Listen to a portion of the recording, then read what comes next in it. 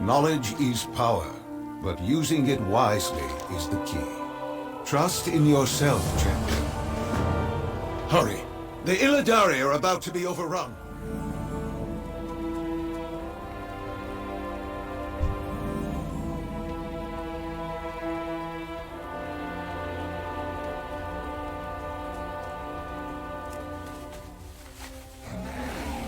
Archmage Khadgar, an unexpected surprise. We are all that stands between. Nice weapon you have there. Speak with Jason Alari if you'd like to help.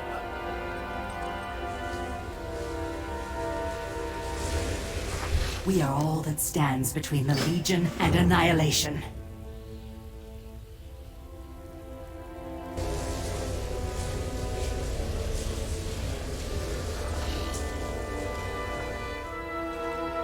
My life is dedicated to destroying the Burning Legion. Remember, nothing is more important than the Legion's destruction.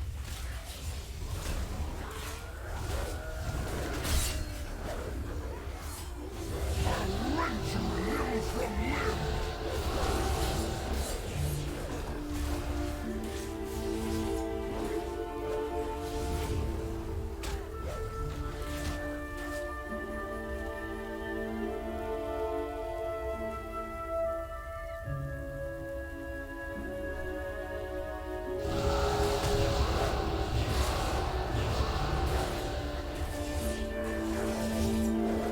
Too late, heroes. Your world is lost. Her grandmother has seen a vision of this. This is something that is far beyond anything I have ever learned. I can only think of one person in all of Tristram who could help you. Cain, of course. She may be right. Cain is a font of knowledge, but when it comes to the dark arts, never dismiss Adria the Witch. So we head to her shack on the outskirts of town. You must destroy the two demons that Horazon has trapped within his sanctum at all costs. Should they escape from their imprisonment, they will create a link to this world that will make what lies below the cathedral seem like a children's tale. Imperius's holy spear, demons more powerful than what lies beneath the cathedral? What kind of man believes he can bind demons of that nature for any amount of time? We heed Adria's advice and make haste to the entrance of Horazon's sanctum. This is a place of great power.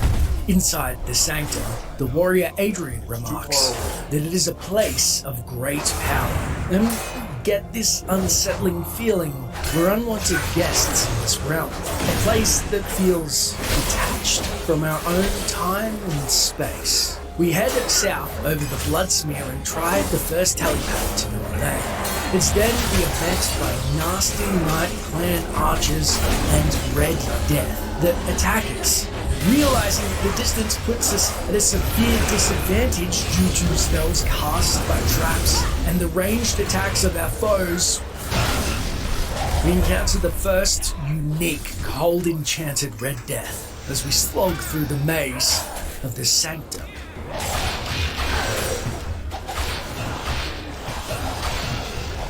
Although Firewall disperses the Night Clan very nicely, we find little solace in the fact that this is a sorcerer's den, best built for ranged attacks.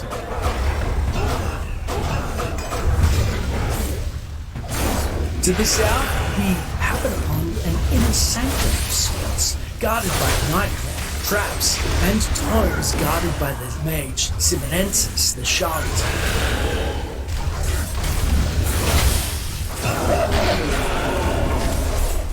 After dropping the poison-infused fiend, we poof a short staff of flash in the tomes, reading the Tome of Knowledge which says, Then by binding the spirit to the crafted rock, it is given life. This sounds like a spell of some kind.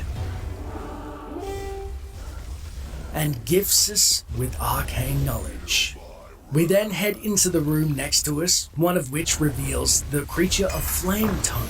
Upon reading it, it says, The Creature of Flame by Horizon. Should be interesting reading. Unfortunately, this was a non-fiction tale, and the Creature of Flame pounces forth and assaults us. Surviving the encounter, we venture onto a room just yonder where Horizon's journal lies. This looks like some sort of journal. It seems that I may have brought something to this plane that even I cannot control. The creature that fell into my astral trap is a very deadly demon. I have been able to bind it at the bottom of a pit, but it kills everything that I have sent there in attempts to defeat it. While it cannot escape, it does block the tunnels that lead to my protected haven. I am tempted to use the switch to open the tunnels to see if it will just leave, but I fear it is smarter than most of the lesser demons I have trapped before. If I could just lure it somewhere else. Here it is clear Horizon is in over his head, having trapped a greater demon in his pit and unable to control it anymore. And it's also, unfortunately, our only path forward.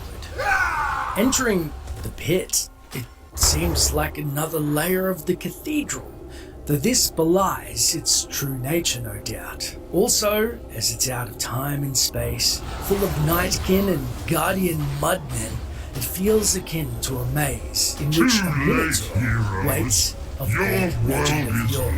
After unlocking switches on both sides, it seems the main room opens to us and surprises us with the demon Doomlock, no doubt that one of the devils Horizon spoke of. It sets upon us with a vicious assault, only to teleport to and fro. Upon sending it back to the void, Aiden utters one word. Heading south and leaving no witnesses, we destroy the rest of the Mudmen and their foul nightkin brethren, before teleporting out of the pit and seemingly back into the sanctum. Reading the Circle of Binding tome, we learn of Belial's own lieutenant, Grimspike, and how to summon him. The lieutenant of Belial is known as Grimspike. Beware this demon, for his strength appears immeasurable. Reading this scroll and therefore speaking his name near an arcane circle of binding will surely summon him there. Near a circle of binding. All that It stands between seems the that if we Legion and read this book annihilation. of names, Grimspike will appear. Trust We cautiously Lord Illidan's open its pages and Morta, Vespa, Gaia, Inumino, Evagine, Jatan, Lua, Gretan. Grimspike explodes with a ball of flame. He's knocked back and flames viciously lick at us, and his assault is something we can barely stand. In a last-ditch effort, we use the insanity spell, which grants us a small window burst of power at the cost of being heavily vulnerable when it wears off momentarily. Hitting Grimspike with Cleave, we destroy one of Belial's best, and are gifted an orange barbarian's belt recipe. But what's this? We're greeted by an unfamiliar summoner. Could this be the fabled Horizon in the flesh, here to thank us for our help of ridding his sanctum of these demons? As we approach Horizon, upon contact, he immediately becomes hostile. The ungrateful Horizon, with a mocking laugh, which I might add he maintains for the duration of the battle, starts exuding rings of fire, opening portals to hell with sickening sounds and delighting in the demons that pour forth.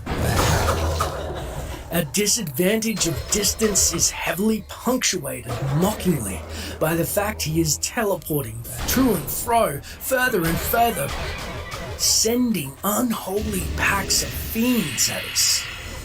We desperately call forth blasts of lightning, trying to overcome the demons and remember lessons learned previously.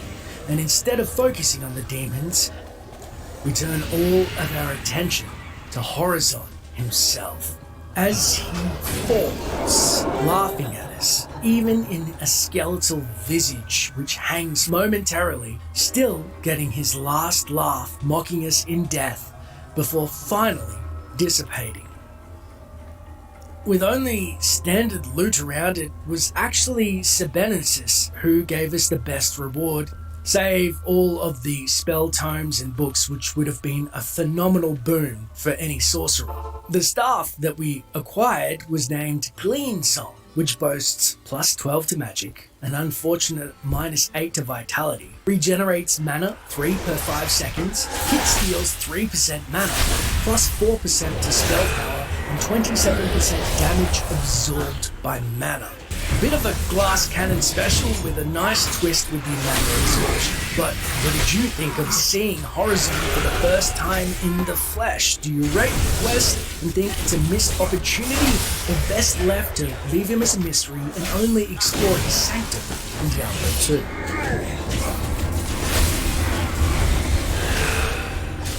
After battling our way through the catacombs of the town, we descend deeper into the 9th level to reveal caves bubbling with rivers of lava and are taken aback by their searing heat. It's hot down here. Just west of the cave's entrance, we find a curious sight on the ground, a patch of black mushrooms, and remark, I can't use this yet. having no use for the mushroom, we take note of it fighting hordes of hellstone golems flinging their hot magma. Hit with a nasty glob of lava, we about face to recuperate momentarily and happen upon a lone tome of ingredients and potions just lying in the midst of ash and dirt that reads, the fungal tome. Illidan knows the way. We wonder out loud what this Death could to the mean Legion. and head back to town to learn more about this moldy curiosity. Seeking out the witch My Adria life at the is outskirts of dedicated town, we to hope I her will see knowledge of to the it that the potions and Legion brews gets no comes in handy, farther. and she says, You, Korvas What and do we Cyan, have attack the here? Legion from within. Interesting. Then It we will looks wipe like a them book out of together. reagents. Keep your eyes open for a black mushroom. It should be fairly large and easy to identify. If you find it, bring it to me, won't you? We pause for a moment and reflect on the mushroom patch we just encountered, but she reiterates, It's a big black mushroom that I need. Now run off and get it for me so that I can use it for a special concoction that I am working on. Agreeing to help, we then seek out more information You are no and see heathen, Farnham the friend drunk or and foe. query if he'd We seen are any all that big stands black between the Legion mushrooms. and he annihilation. We will work together to destroy is the a Legion. mean black mushroom, but I get sick of a drink that. Listen. Here's the secret. Moderation is the key. They say that those who can't do, teach. But that does sound like a spicy Trust route. in Lord We next Illidan. seek out the sage wisdom of the elder Deckard Cain by his well, who muses. Witch Adria seeks a black mushroom? I know as much about black mushrooms as I do about red herrings. Perhaps Pepin the healer could tell you more. But this is something that cannot be found in any of my stories or books. Ah, that makes sense. The healer. We then turn to see Pepin out front of his hut about potential insight on the ingredient and What ails you, my friend? nothing. Wait, Cain just mentioned red herrings. I guess he knew Pepin didn't know anything about this. What a cheeky misdirect from the wily old man. We then speak to Griswold the blacksmith, and he exaggeratedly states, Adria doesn't have one of these. You can bet that's a rare thing indeed. I can offer you no more help than that. But it sounds like a huge, gargantuan, swollen, bloated mushroom. Well, good hunting, I suppose. Whoa, okay, settle down. Next, we speak to Ogden, the innkeeper, about his supposed black shroom brew. Farnham spoke of, but he rebukes. Just say this. Both Garda and I would never, ever serve black mushrooms to our honored guests. If Adria wants some mushrooms in her stew, then that is her business. But I can't help you find any black mushrooms. Disgusting. Acting as if caught by a health inspector, we can't help but wonder, what the hell did Farnham drink? Next, we ask Gillian, the barmaid, if she had seen this supposed brew, and she admits. Ogden might have some mushrooms in the storage cellar. Why don't you ask him? No, I'm starting to think it was a failed experiment of Ogden's that he only used on farm. Next, we seek out the Peglet boy. Maybe he has some shrooms in his inventory, but he counters. Don't have any mushrooms of any size or color for sale. How about something a bit more useful? With that, we know one thing. We gotta keep our eyes out for one big mushroom. Back down in the caves, we're confronted by a pack of dreaming gargoyles, intermingling with hellstones, drawing upon the hot rock below. We've heard of the gargoyles in ages past. It was customary to decorate buildings with the stone statues of demons that were enchanted to serve as guardians and protectors of those within. The misshapen figures of the statues were designed to taunt and anger any demons that attempted to gain entrance. It was Diablo himself that worked to unlock the wards that protected these granite images, and eventually was able to gild them with Hadean light. The gargoyles arose from their captive sleep and swooped down to prey upon those whom they were created to protect. Naturally, the remaining statues were immediately destroyed, but there were signals that escaped and continue to terrorize the innocent to this day. The act of transforming from flesh to stone allows the creatures to heal any wounds that it has suffered. So we can see it's best to either avoid these demons entirely or to hunt them down until they're dead. And with that, we do our best not to allow them to flee, for they soon return in full force, and heaven knows how many of these gargoyles have sought sanctuary down in these caves, now in the service of the Lord of Terror himself. Clearing the area, we then spot a familiar sight. A patch of black mushrooms near some slain golems, and with a particularly large mushroom in the middle. We heft it out of the ground to exclaim, Now that's one big mushroom. Racing back to Adria, mushroom in inventory, she excitedly eyes it, saying, Yes, this will be perfect for a brew that I am creating. By the way, the healer is looking for the brain of some demon or another so he can treat those who have been afflicted by their poisonous venom. I believe that he intends to make an elixir from it. If you help him find what he needs, please see if you can get a sample of the elixir for me. Demon's brain? Our quest has taken us from warrior to physician's assistant rather quickly. Nevertheless, we oblige the witch and meet Pepin in front of his infirmary, and he instructs. The witch told me that you were searching for the brain of a demon to assist me in creating my elixir. It should be of great value to the many who were injured by those foul beasts if I can just unlock the secrets I suspect that its alchemy holds. If you can remove the brain of a demon when you kill it, I would be grateful if you could bring it to me. Now, on a vital quest to aid the townsfolk, hoping to heal their wounds before grievous damage can befall them, like poor Wirt and his diseased leg. We return once more to the caves below, in hunt of a big, fat, juicy demon brain for Pepin to dissect. On the 10th level of the caves, we're bombarded by magma balls, as bloodstones lob their fiery projectiles safely from behind a wooden fence. Forcing us to open the fence, we let out bulky frost charges and kill the first in the doorway as its brethren amass to ram us with their deadly horns. Nearly overwhelmed by the sheer numbers of the pack, we reach into the gore of the bodies on the ground and extract a charger's brain and exclaim, Just what I was looking for. Realizing we best retreat with brain still intact, or lest we be swarmed, we back out of the lava-soaked den and portal back to town once more. Racing to Adria the witch with the brain tucked under our arm, she scolds. Why have you brought that here? I have no need for a demon's brain at this time. I do need some of the elixir that the healer is working on. He needs that grotesque organ that you are holding, and then bring me the elixir. Simple when you think about it, isn't it? Realizing our error, we make haste to the healer's hut, and Pepin says, Excellent! This is just what I had in mind. I was able to finish the elixir without this, but it can't hurt to have this to study. Would you please carry this to the witch? I believe that she is expecting it. We do now have two distinct choices in this quest. If we decide to selfishly drink the elixir, Adria will not say a word to us upon our return, and the quest ends. I sense a soul in search of answers. If otherwise we collect the elixir from Pepin and give it to Adria, she again scolds. What? Now you bring me that elixir from the healer?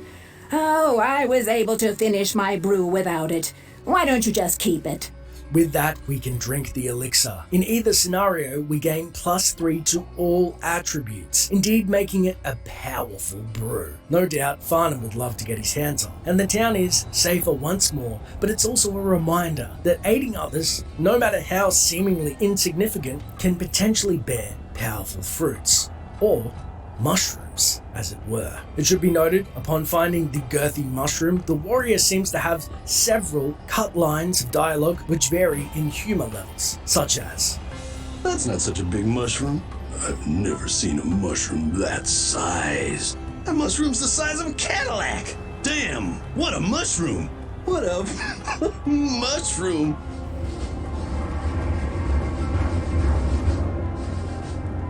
Pelted by a hail of poison spitter acid, we return from the unrelenting demon attacks down below in the caves and back up to the town of Tristram once more. It's then we're beckoned by the town blacksmith, Griswold, who shares. Greetings! It's always a pleasure to see one of my best customers.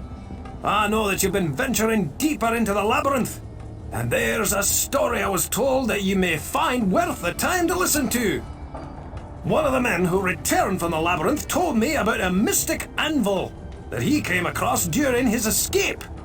His description reminded me of legends I had heard in my youth about the burning Hellforge, where powerful weapons of magic are crafted. The legend had it that deep within the Hellforge rested the Anvil of Fury. This anvil contained within it the very essence of the demonic underworld. It is said that any weapon crafted upon the burning anvil is imbued with great power. If this anvil is indeed the Anvil of Fury, I may be able to make you a weapon capable of defeating even the darkest lord of hell. Find the anvil for me, and I'll get to work. A great anvil imbued with dark power? We see the barely contained lust for a Dark Lord-ending artifact, such as the fabled anvil dancing in Griswold's eyes, but have seen ourselves the harsh reality of what promised demonic trinkets can impart. Especially a demonic anvil absconding would bring forth the full fury of hell itself. Somewhat reluctant, we seek out the other townsfolk for any information gleaned on this legendary anvil, heading out to the resident demonologist, Adria the Witch by her hut, who tempts. There are many artifacts within the labyrinth that hold powers beyond the comprehension of mortals. Some of these hold fantastic power that can be used by either the light or the darkness. Securing the anvil from below could shift the course of the Sin War towards the light. Somehow, we think to ourselves, the artifacts of hell are only meant to be wielded by demons alone. Pondering this, we then speak to Farnham, the town drunk. But as soon as we mention the anvil, he simply blurts out, Griswold can't sell his anvil. What would he do then? And I'd be angry too if someone took my anvil. I will make sure to send my sympathies to Griswold, Lord Farnham. Wait, it isn't Griswold's anvil. Whoever owns it is going to be furious if we take it. Somehow, as Farnham does, he's inadvertently helped us contemplate our plight, cryptically, but a little bit more nonetheless. We then speak to the resident scholar, Deckard Cain, about the lore of such an anvil's legend, and he recalls. Griswold speaks of the Anvil of Fury, a legendary artifact long searched for, but never found. Crafted from the metallic bones of the Razor Pit demons. The Anvil of Fury was smelt around the skulls of the 5 most powerful magi of the underworld. Carved with runes of power and chaos, any weapon or armor forged upon this anvil will be immersed into the realm of chaos, embedding it with magical properties. It is said that the unpredictable nature of chaos makes it difficult to know what the outcome of this smithing will be. Realm of Chaos. That sounds safe. A testament to just how desperate our plight has become. Heading to the infirmary next, we speak with Pepin the Healer, who says, If you had been looking for information on the pestle of curing or the silver chalice of purification, I could have assisted you, my friend. However, in this matter, you would be better served to speak to either Griswold or Cain. Chalice of Purification, eh? Wouldn't mind finding that and giving Farnham a sip or two. We then speak to Wirt the peg-legged boy about the anvil and perhaps enhanced wares, but instead he rebukes. If you were to find this artifact for Griswold, it could put a serious damper on my business here. You'll never find it. Who would have thought? Wirt doesn't appreciate fair trade. We then make our way to Jillian, the barmaid's house, and she remembers of the tale. Griswold's father used to tell some of us when we were growing up about a giant anvil that was used to make mighty weapons. He said that when a hammer was struck upon this anvil, the ground would shake with a great fury. Whenever the earth moves, I always remember that story. No wonder Griswold is so keen on the idea. It was his own father who regaled him with tales as a boy of the legendary anvil. Lastly, we see Ogden, the innkeeper, who helpfully states, Don't you think that Griswold would be a better person to ask about this? He's quite handy, you know. You don't say. Shaking off the feeling Ogden was just lightly patronizing us, we instead take the innkeeper at his word and head back down to the caves in search of the famed Anvil of Fury. Down on level 10 of the caves, we are all but overwhelmed by crimson gargoyles, known as blood claws, golden vanishing illusion weavers, and the vomitous poison spitters, regurgitating rank poison spat in torrents and sizzling underfoot as its toxins gnaw at our heels and burrows into our bloodstream. We've heard horrific tales of these creatures before. It's said of the poison spitters, after an especially violent battle, Baal, the Lord of Destruction, would enjoy celebrating with his brothers by holding a feast of blood, human flesh, and other hellish delights. The Bestia Acerbus are the descendants of dog-like creatures that lived by feeding upon the remains of Baal's nightmarish feasts. The variety of vile substances that the creature consumed, along with their close proximity of the Lord of Destruction, twisted and warped the viscera of these hounds of hell. These quadrupedal creatures are scavengers, able to move with insidious agility, and their armored backs are festooned with scales and ridges. Spitting terrors are capable of spitting up a variety of caustic fluids and projecting them from a considerable distance. Packs of these terrors are especially devastating, as their bile has been known to eat through the strongest of armor and poison the most hardy of men. They will move in on their prey that seems weak or crippled. Great care must be taken when within the lair of these bestia. Their venom retains its potency for a considerable amount of time, and puddles of it may be found everywhere. When killed, the beast's inner toxins eat through the now dead flesh, leaving a dangerous trap for those foolish enough to tread upon the corpse. After contending with the spitters one by one, we confront their leader, the unique Plague Wrath, which is cursed with a terrible flash spell when we near the wretched beast. We then attempt to use magic such as Fireball and Chain Lightning to counter its close quarter spells to little effect. Cornering the critter, we take the brunt of several flash spells as it falls in a heap of poison. Welcome back, my friend. Remember, if you Before need to collecting return to the the yellow west, axe I'd be off glad its to escort corpse. you with my Heavily caravan. fatigued, we head back to town and see Griswold the blacksmith once more with an update about the anvil, but instead he just promises. Nothing yet, eh? Well, keep searching. A weapon forged upon the anvil could be your best hope. And I'm sure that I can make you one of legendary proportions. And so our search continues for the anvil, restocked and resolve renewed as we venture into the caves once more. Clearing the caves, we happen upon a great cavernous expanse. In the middle bubbles a vast lake of lava, square in appearance, save a small peninsula in the middle. We make our way around the scorching magma and dispatch a lone blood claw that had watched us from its stony state. Seemingly empty, we see the Anvil of Fury itself, unguarded in the middle of the landmass. We race towards it then. I shall crush you. A vomitous-colored overlord demon, fittingly named the Smith, appears through a red cleaver in hand as it swings wild in an attempt to defend its invaluable keepsake. We about face an act with the cleaver itself. This horrible bite sinking into our armor, and if we didn't possess Arcane's valor, we surely would perish on the spot. The speed of the Smith is unparalleled for its size. As its back is exposed, summoning the Guardian spell, but again, to no avail. The Smith, seeing our desperation already, possesses an air of assured victory in its wicked gaze as it narrows our escape back to its coveted anvil on a wheel. Pushed back to the peninsula and dangerously close to the edge of the lava, we know we only have one option lest our corpse is permanently submerged in the red river. We weather the blows of the Smith and retaliate with all the strength we can muster and yell, "Time to die!"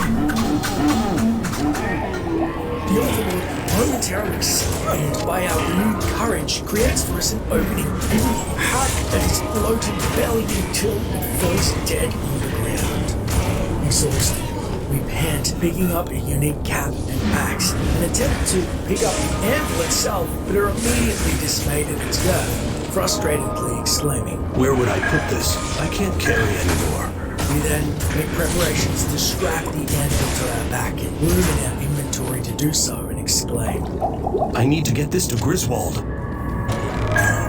Now, lugging an entire anvil like a beast of burden, we portal back to town and see Griswold, who is astonished and says, "Oh, I can hardly believe it!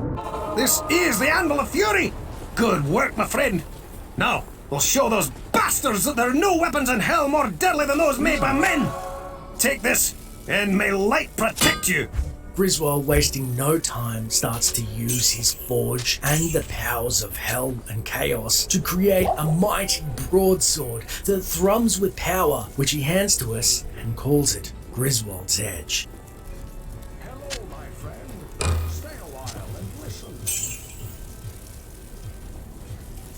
We immediately take the weapon to Kane, who identifies its new chaos properties as 27% chance to hit, plus 65 enhanced damage, fire hit damage 1 to 10, plus 20% increased attack speed, plus 25% chance to knock back enemies, and to top it off, it's indestructible. Truly a boon for the light, as Griswold had remarked. And we then realize what better weapon to use against the enemy than their own. It should be noted that Griswold's Edge in Vanilla Diablo can be regarded as one of the most powerful unique swords in normal difficulty due to its many qualities. This version is slightly different as this is the Beelzebub HD mod featuring power content, such as the Smith theme, who was not present in Diablo but appeared in Act 1 in Diablo 2. However, I feel that it adds a lot more depth to the quest, battling the Smith over its anvil versus just picking up the anvil guarded by some generic demons. Speaking of demons, looks like, thanks to Griswold, we now have an invaluable edge.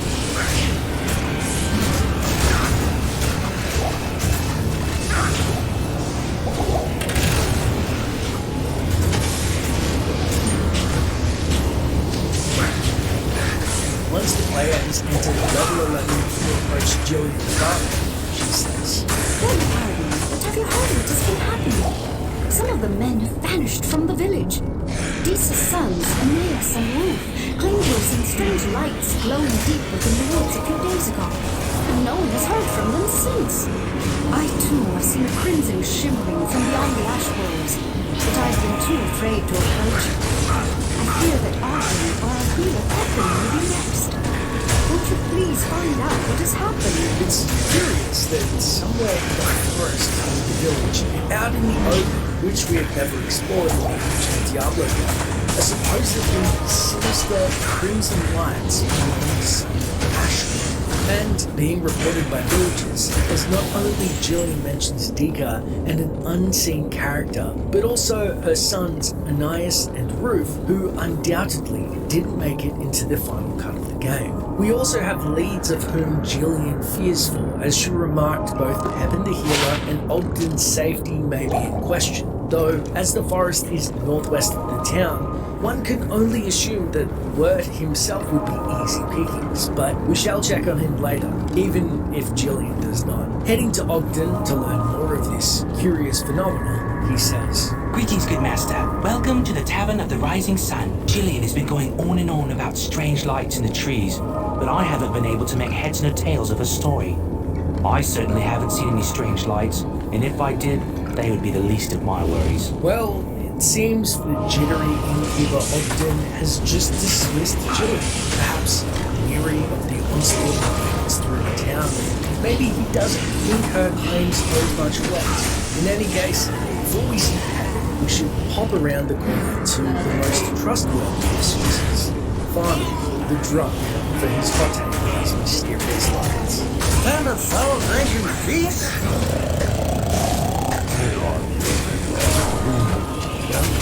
That was it, right? I guess it's off the heaven. Rolf and Aeneas are missing? Light, protect us! Is there no place that is safe? Our only hope of returning to a peaceful life rests in you. Please, you must find those boys and bring them home to their family. Heaven fully embraces the gravity of this dire situation and urges us to find this Ruth and Anais. With little doubt that they are out in the grove, we seek the wisdom of Decade Cain on the mountain. While the barmaid may seem a bit confused at times, it is true that men have been disappearing from the village. It reminds me of ancient writings about a demonic temptress called Andariel. Known as the Maiden of Anguish, her thirst for mortal blood was so great that she sought to learn a spell to breach the mortal realm. By seducing one of the dark sorcerers of the netherworld, Andariel took the knowledge she needed and so began to lure mortal men into her dark corner of hell. If these legends are true, she is not a creature to be taken lightly. First off, it's amusing how dismissive, as Decade refers to her offhand even as the barmaid. Second, Andari, the Maiden of Anguish herself. Instead, she appears to be more of a demonic succubi, first breaking the seal between the burning hells and the mortal realm, and second, seducing men as she thirsts for mortal blood. What a wretched creature she is if we are indeed to face her. Stealing our resolve, we head to Griswold, the blacksmith, to learn what the best way to put down the demonic temptresses would seem. I admit that I too have seen these strange lights, but I have not felt pulled towards them. I'll be sure to steer clear of them, and will tell everyone that visits here to do likewise. I'm unsure what to make of this. Is Griswold phased by the lights of the temptress to his resolve? Is he bewitched, or is he unaffected by the fairest sex? Could be a telling character moment, but it's not really our focus. Instead, we decide to commiserate people well-versed in the dark arts of feminine wiles, about 40 years ago. So I just need to Adrian the Witch. Succubus is a demon that feasts upon the essence of mortal men. You will find that Andariel has quite an appetite. The town will soon be devoid of any adult males unless you stop her feeding now. Unbelievable! Andariel in her current incarnation, much like Lilith, is a succubi, feeding on males. No wonder some of the men seem addled and dismissive. Maybe her spell clouds their vision. But one thing is for certain, if hell pouring forth into Tristram isn't enough, so too is the Maiden of Anguish and her minions luring what's left of the able-bodied male stragglers out of town. And she must be stopped at all costs, but not before we quickly talk to a beguiled boy, Wirt, who himself is smitten by Jillian the barmaid, but probably not of age to be lured into the forest. No, I've been looking for those lights, but I can't find them. If Jillian says they're there, I believe her. It's confirmed Wirt cannot see the lights. This is very interesting. It seems he really mustn't be of age. With that, we head north out of town, and the mod itself has slightly moved things around with the caves in place. However, what looks like a second opening to hell appears north of Wirt's old street and leads us to the underground passage.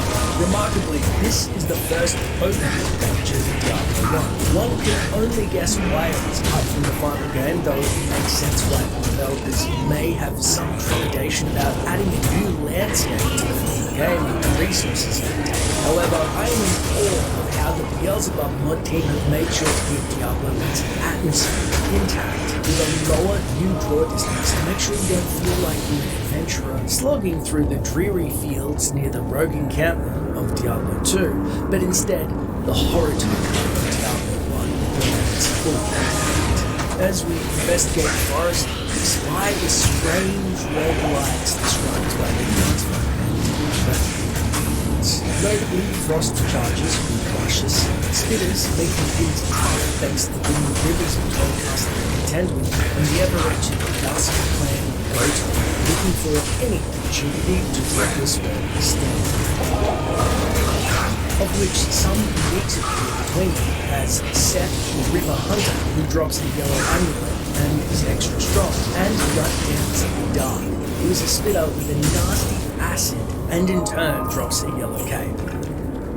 With wars in combat to collect ourselves, curiosity gets the better of us, or perhaps the lure of the succubi, and we investigate the light a little too closely, in which we are cursed with lessened magical resistances for 40 seconds, as we are softly illuminated by the crimson light, checking decapitated corpses one by one for the Lost Boys, with the restless, ever-watching eyes of demons just over the river. With that, a charger explodes out of a cave, rushing us, named Glorion, the Boner. While the Fright was quite the addition gameplay-wise, the name was a little immersion-breaking, and I doubt it was in the original. At least 50% sure, as it was the 90s and it was a bunch of young dude programmers. Heading northwest, we are hit with a barrage of unfamiliar spells. It seems a torrent of blood stars pour our way, and we're forced to back up and collect ourselves. Stealing our resolve, we head back towards the source and ahead with unavoidable yellow missiles by none other than the Maiden of Anguish herself. Surrounded by a myriad of dead men strewn about in a mocking fashion. Naked, hanging, bloody corpses defile the land, and a cauldron sits near. As a warrior and decently leveled, we only have one option: to hack at Endariel with our cleave ability and hope our armor and potions hold out. After a grueling battle, the foul demon is finally felled. You lure no more men to their deaths. Aiden triumphantly remarks that she shan't be luring poor men to their death anymore. And although she drops a fair amount of choice loot, I cannot think of the fate of the boys Anais and Ruth. Heading back to town, although usually there's no update when a quest is completed, Jillian thanks us for keeping the men of the village safe. But it's clear the boys, unfortunately, weren't so lucky. Demons that assume the form of beautiful women, you say? That's horrible. Thank the light that you solved this mystery before any more of our men were lured to their deaths. Thank you for keeping us safe from the powers of darkness once again. With that, we see the deck and cannon to identify our bounty, among which Endariel drops the unique Maiden's Amulet, which boasts a whopping +5 to all attributes, +30 to fire resist, 2 mana regen per 5 seconds, and hit steals 3% mana. It's great for a sorcerer or any player for that matter. The skills are very thirsty for mana, which is linked in the description and made this quest possible. It's just a great quality of life mod to add something to the game to really explore.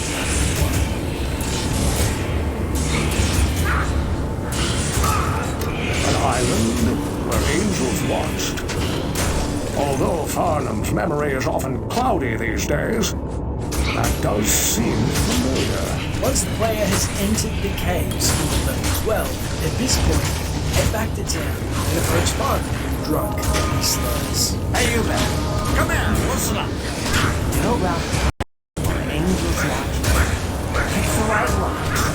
But you better shield your eyes. Shield everything. I know, because I've been there. We have several clues from Farnham about some island where angels watch and picking correct rocks. It all seems like gibberish and goes downhill quickly as he slips into a pale-filled fantasy world. So, not completely writing on Farnham's tale of angels just yet, we head to Ogden, the tavern owner, to see if he overheard some more tangible information. Sometimes I wonder how much faith you can put into what Farnham says. He spends so much time reliving his memories of the labyrinth and just being plain drunk that he doesn't always make much sense. I guess you could ask around, though. Ogden, none the wiser than us, questions the validity of Farnham's claim, yet directs us to speak to the other townsfolk. So, we see the second best source of gossip in town, Jillian, the barmaid. Those are the words of a drunkard. I don't see how they could be true. Jillian heavily dismisses Farnham and makes us question whether or not his words are the adult ramblings of a drunken fool. So we tried the wry words for a change of pace. This is one time that you should listen to Farnham. I have heard of this place, and I know a few sorcerers who have tried to create a portal to get there. I'm glad we didn't write off Farnham prematurely. Apparently, this place is sought after by sorcerers and requires something important. Interesting. We should stock up on ebony healing. Once I've been vouched for Farnham's extraordinary claim. There are many mentions in the books that I've been reading about a place of great healing, where warriors of light would go to mend the wounds sustained in the Sin War. If you could find this place, it would most assuredly be to the benefit of us all. This is extraordinary. Warriors healed of wounds and from the infamous Sin War, no less, where a man expelled the forces of heaven and hell from Sanctuary.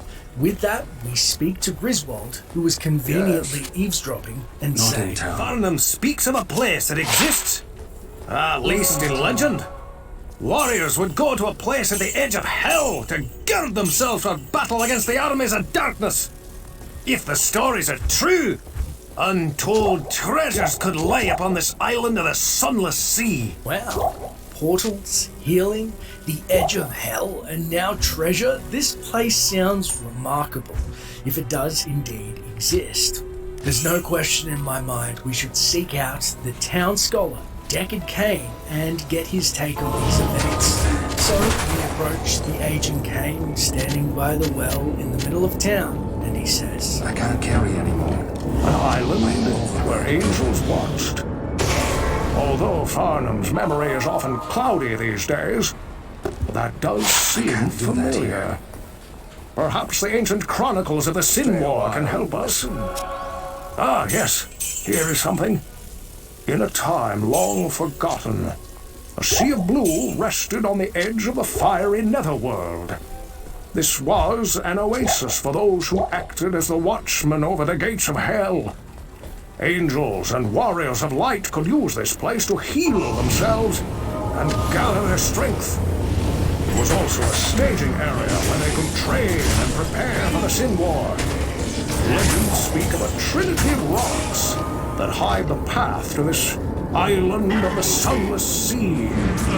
This tale gets more intriguing by the second as staging ground for angels to hone their martial prowess against the burning hells. Now we know that it is necessary for entry that statues here best consent with Adrian, which, before we attempt to reach this curious island. Legendary place is real, and great rewards await you should you find it. Nothing more can I say. Although Adria again confirms its existence, we're left with nothing more than a prompting to seek out this fabled island, and so we head back down to level 12 of the caves in search of the statues. In the caves, once more, we're set upon by spitters and overlords aplenty. until we find a curious room with 4 pressure pads, although no clues are left for us to unlock them. So we head back to town quickly to hopefully be advised further by Farnham.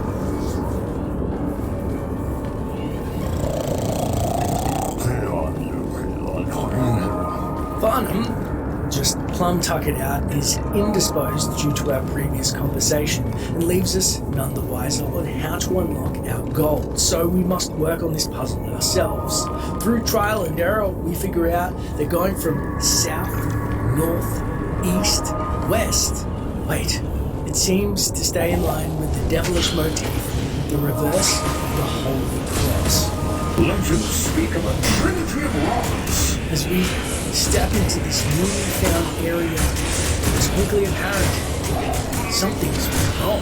Is this the fabled secret area of ancients said to heal wounded warriors and be full of treasures?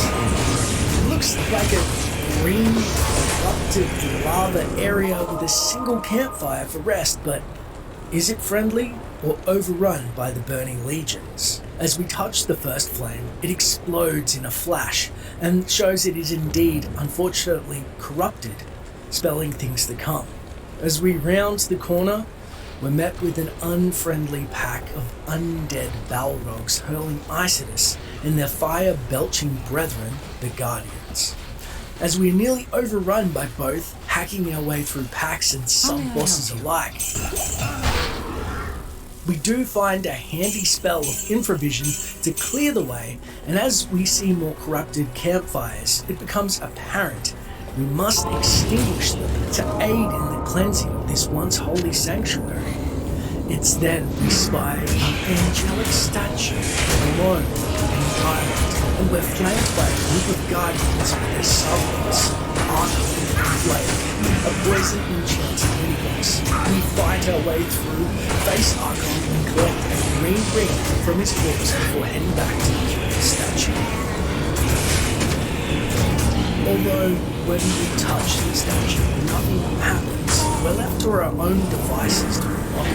And so, extinguishing the flames around the statue, a boss undead Balrog appears from it, named Samuel, the Dead Speaker, who unleashes ghastly apparitions that track us down, summons guardians with spitting rings and acid, a terrible foe at the lower levels, and he would have dropped us quickly where we stood. As such, we close the gap and focus it down, landing the killing blow, which disintegrates this bad skeleton and his minions with it. On screen, we see the tainters lifted with the waters return from Samuel's foul taint to the angelic. As such, we head back to town to identify the bow we dropped, as well as the other loot we found too. I can't carry anymore. The ring we found is a green set piece called Death's Grasp, which has resist all plus 14%, damage taken from enemies, and 2 points to damage. The bow Samuel drops is called Ramble Song, which has a healthy plus 47% chance to hit, plus 70% enhanced base damage, making it 5 to 17. 4 to 16 fire damage, and plus 23% chance to knock back. Truly, a bow fit for an angel. We also found a handy yellow ring named Viper Band, with a huge plus 36% resist magic, plus 12 to strength, measuring mana 3 per 5 seconds, which is also relevant. The island definitely lived up to its treasure post of players, although when we return to Farnham, he doesn't say any more and has seemingly forgotten about the rest already, as he is enjoying his day. Then a fellow drinking tea?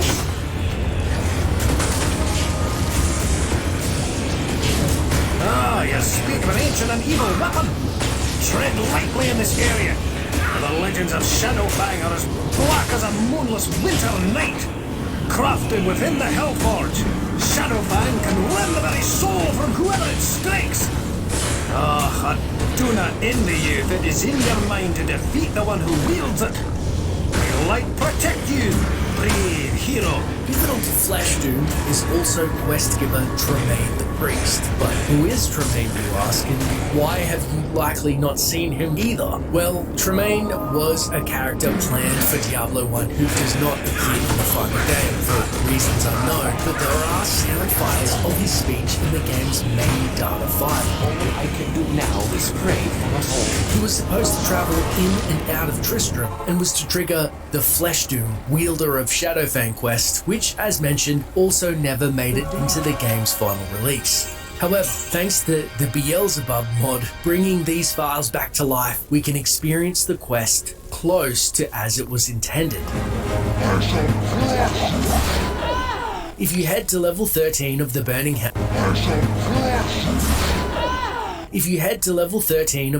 Hells, he can activate the Flesh Doom quest line, and approaching him, he says, I have had a most disturbing experience that I must share with you, my friend. Earlier today, I was called upon to help one of the men that escaped from the labyrinth. He was deranged, violent, and kept lashing out at all of those who tried to calm him. I suspected that he was possessed by some sort of demonic entity, and so began to drive the evil from within him. After many hours, I was able to exorcise a demon who called himself Flesh Doom, but the Hellion fled into the labyrinth. You may think that I am mad, but after speaking with the man and battling with Flesh Doom, I believe that the labyrinth has somehow become a gateway to the underworld. As you descend deeper, you may find yourself upon the doorstep of hell itself. Finally, the man who was possessed retained memories of an ancient demon blade named Shadowfang. If you find the demon Flesh Doom, beware this foul sword. While I fear the dangers below grow even greater, you must find Flesh Doom and slay him. Bring the sword to me and I can destroy it, but do not wield it, for its power can corrupt. Absolutely. Tremaine immediately displays his valor and utility in Tristram as a holy man, even able to exercise this Flesh Doom from a poor townsman. But as Flesh Doom has fled back to hell and it seems may still be in possession of the corrupt Shadowfang blade that consumes souls en masse, we have best to do as Tremaine says, bring the sword back to post haste. Before we head down, though, we should consult the wisdom of the townsfolk of Tristram. Greetings, good master. Welcome to the Tavern of the Rising Sun. I saw the exorcism.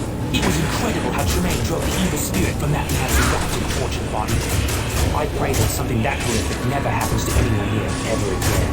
With that ghastly description, I cannot help thinking that what happened to the villager, so we had to heavily the healer for potential clues. First, a quick stop for some of Farnham's sage advice.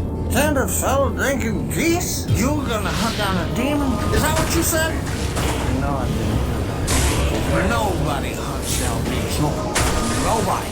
Farnham may be drowning in booze, but he's right to be in awe of the thought of demon hunters. What ails you, my friend? I was asked to assist in the exorcism.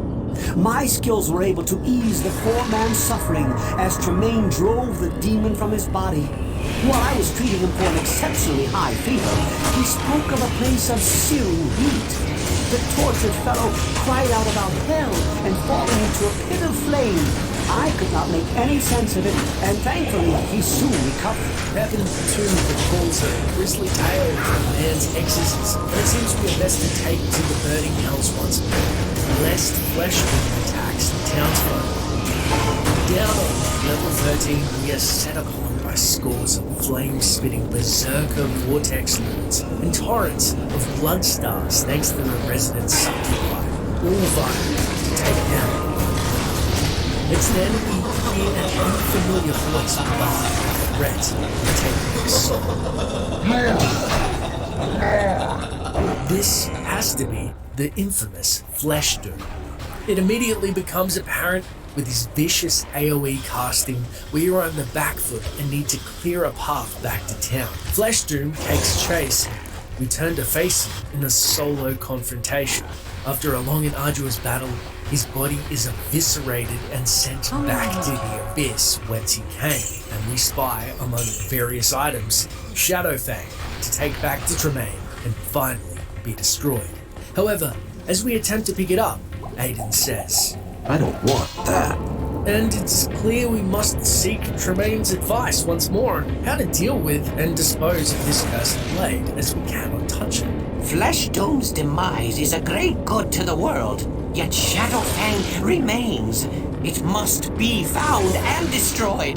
Do not attempt to use the Demon Blade, champion. It will corrupt and madden any mortal who wields it.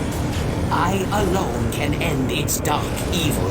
With a grave warning, we are tasked with retrieving the blade for Tremaine alone to dispose of. However, I think it's prudent we learn more about the blade first, as surely some of the other townsfolk have heard of it. Heading to Word, he says, Over here. I don't know who this Flesh Doom is, but I have heard rumors of an ebon blade that cleaves a soul from the body. Even I would not try to sell that thing, no matter what the profit. If you find it, you should do as Tremaine says and destroy it as quickly as possible. If even Wirt, the shifty grifter, is wary of the blade, one can only assume the worst. Speaking of the darker elements of Tristram, we ventured to Adria's shack for a witch's viewpoint. You must be ever watchful, for Flesh Doom is an enemy who is both cruel and quick. His ebon blade is composed of the essence of evil. If you can destroy both of them, it would do much to weaken his dark master. Adamant this will harm Diablo and the forces of the Burning Hells. Wasting not another second, we tepidly step into the Burning Hells once more to gingerly pick up Shadowfang. I can see why they fear this weapon. With no time to spare, we rush back to Tremaine with the blade. Light be praised! You found the cursed demon blade. Only its destruction can ensure the safety of us all. Wait, what treachery is this? Oh, it burns! Hellfire consuming me! You must take this to the Hellfort and cast it in before... No! I am overburdened.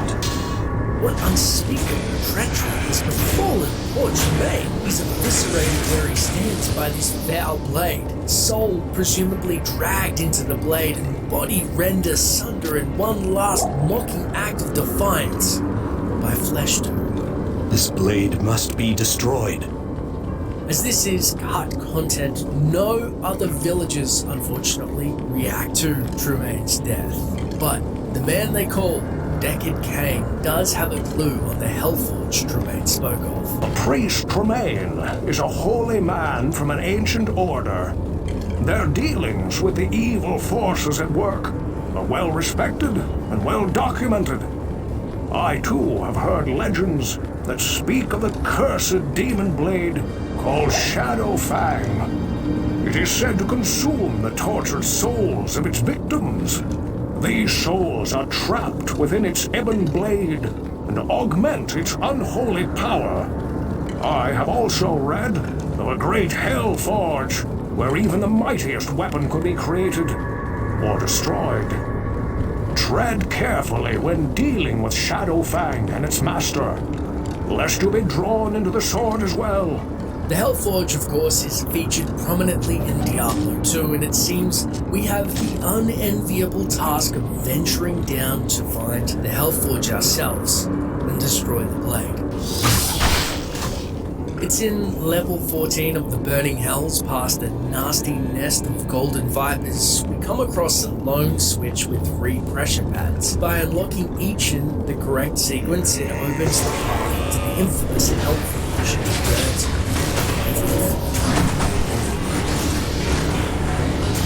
It's hot down here. It's here we encounter a plethora of Balrog variants, including sub-bosses like Brutalist the Strong,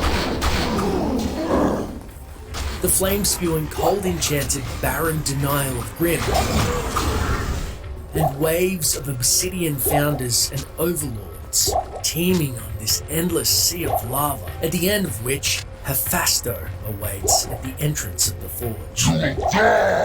Enchanted with haste and a particularly nasty poison, if allowed to close the gap and standing in a puddle of damage, he will make sure even the most prepared adventurer is felled easily. Better equipped and prepared to tread lightly around these poison puddles, we face Hephaestus once more. Finally, felling Hephaestus drops a myriad of loot. One such item is the Eldritch Hammer, pivotal in destroying Shadow. He then picked the hammer to the end. I'd have to equip that. Destroying Shadow Fang, we gifted with mysterious space. The pool of light engulfs the blade. With a harrowing quest at an end and grim fate for Tremaine, we head to Deccan Cave to learn his spells. Hello, my friend. Stay a while and listen. We then identify the fabled Light Forge base, which, as a part of the original game code, modders have covered it for some time, with +8 to all attributes, 25 chance to hit, 150% enhanced damage, and an impressive 20 to 30 fire hit damage and 30% light radius, plus being indestructible to boot. It seems the light has taken pity on us for the tumultuous experience we have just witnessed, and been gifted quite a formidable mace for the looming evil of the Lord of Terror himself, Diablo, in the trials ahead. But what do you think of Fleshed In Quest? Do you wish it was in-game? It's such a shame that one man you want on your side during an invasion of the devil incarnate, a priest, Tremaine, died in vain to stop a demon's foul machinations.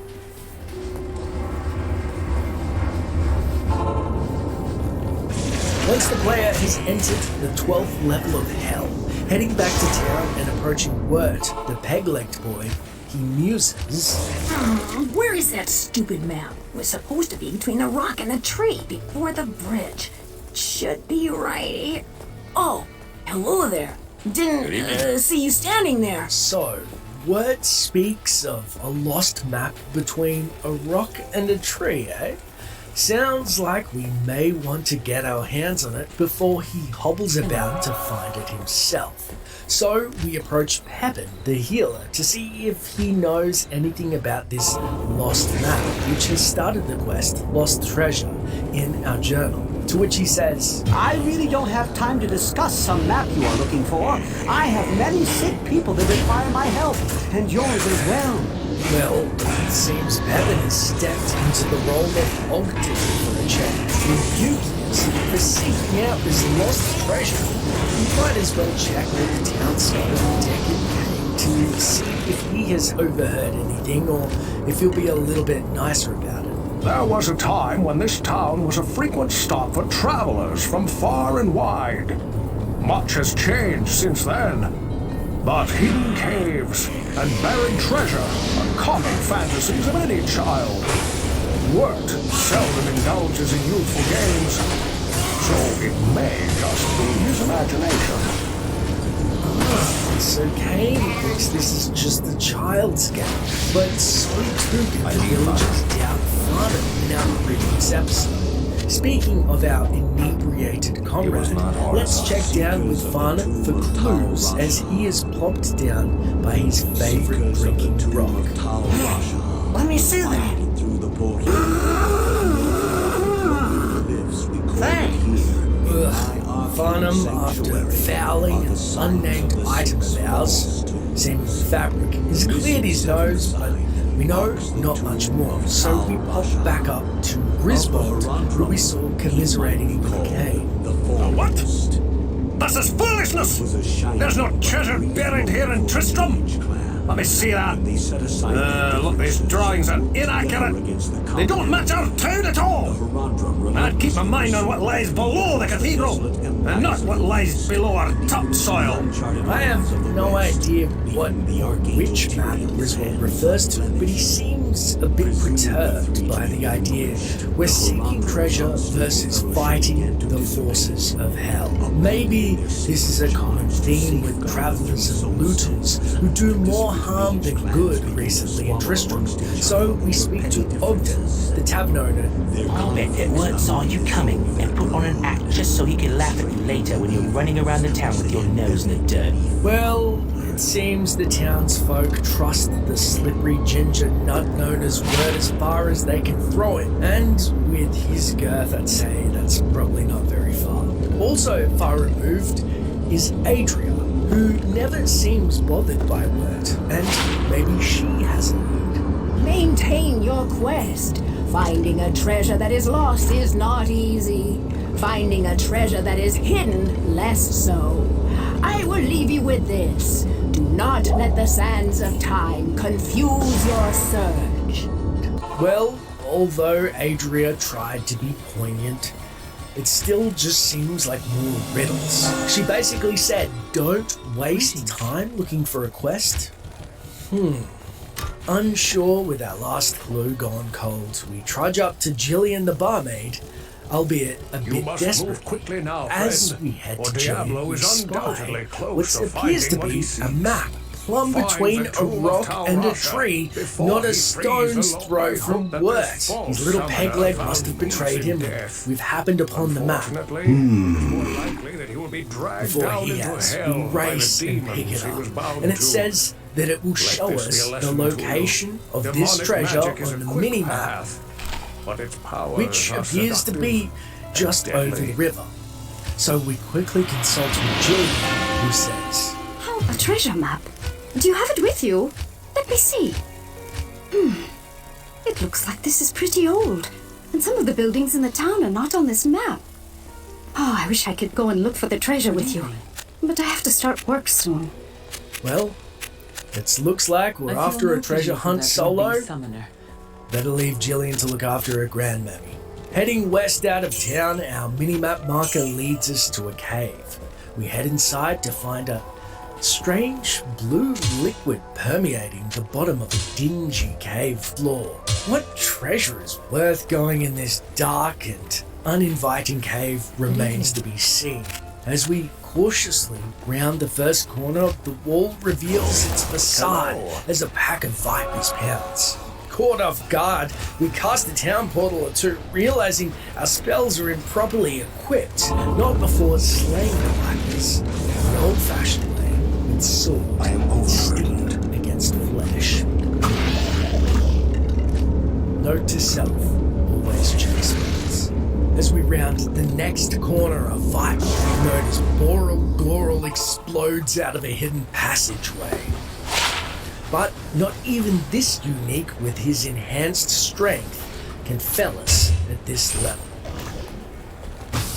As we blow out some barrels, another false wall reveals an even bigger pack of viper variants. Sick of being ambushed and switching gears into a true exterminator, which is what we basically have become, we start to utilize fire spells like Firewall to flush out the vipers and illuminate our way. It's then we step unwittingly into a barrage of viper venom. These champions are resistant to fire, it seems, with their leader Bloodsnot lazily effusing bolts of lightning and wads of snot-coloured acid. If this is a callback to Farnham, it's the most meta one yet.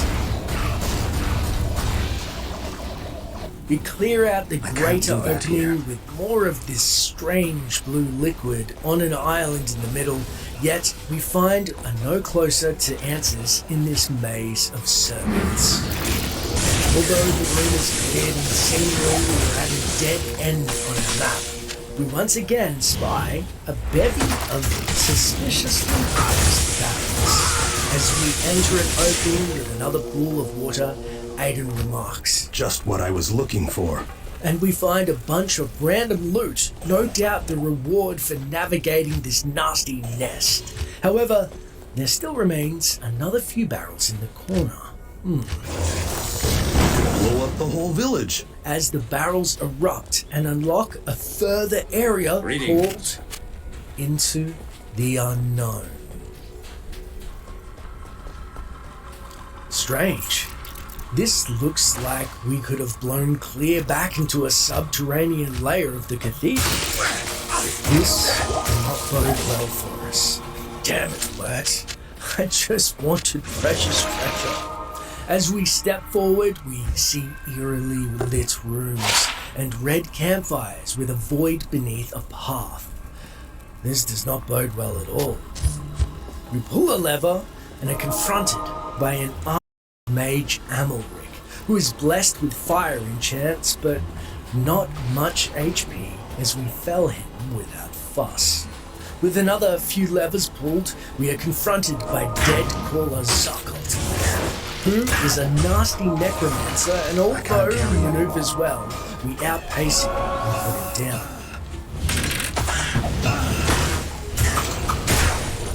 Again, the third quadrant around the main room appears, and a blood mage, Gratis, who likes a cheeky fireball himself, but is no match for us and his warriors.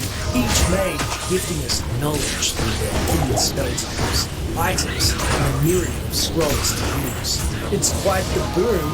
However, before we celebrate, we need to keep our wits about us as we finally enter the last room.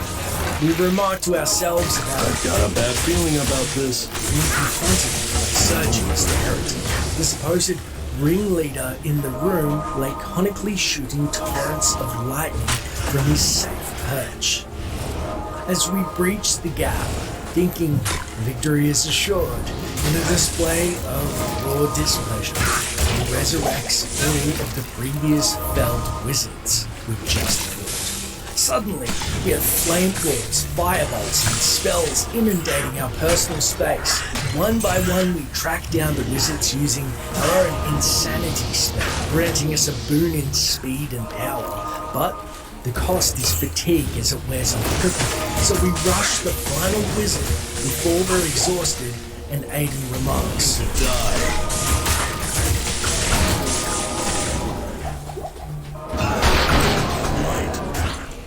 Gifted a small bounty to gather up the items before heading back to town, one of which is curiously called the Symbol of the Abandoned Gods, identifying the gold mace we received to be Crack Rust, which boasts +7 to all attributes, plus 75% damage, fire hit damage 6 to 12, resist all 5%, it's indestructible and only restricted until level 5, however all spells are decreased by 1 level, which is huge. I guess it's okay for a low-level warrior, but even then, as we are reliant on spells in the Beelzebub mode, we may as well say.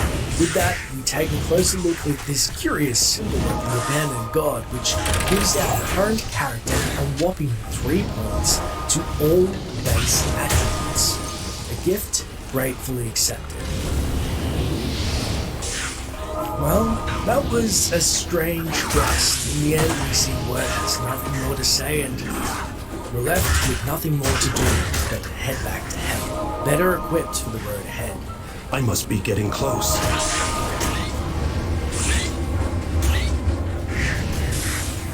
In the town of Tristram, the entrance to hell appears as a blood-red crevice in the earth behind Heaven's clinic, and upon entering it, we exclaim, I must be getting close.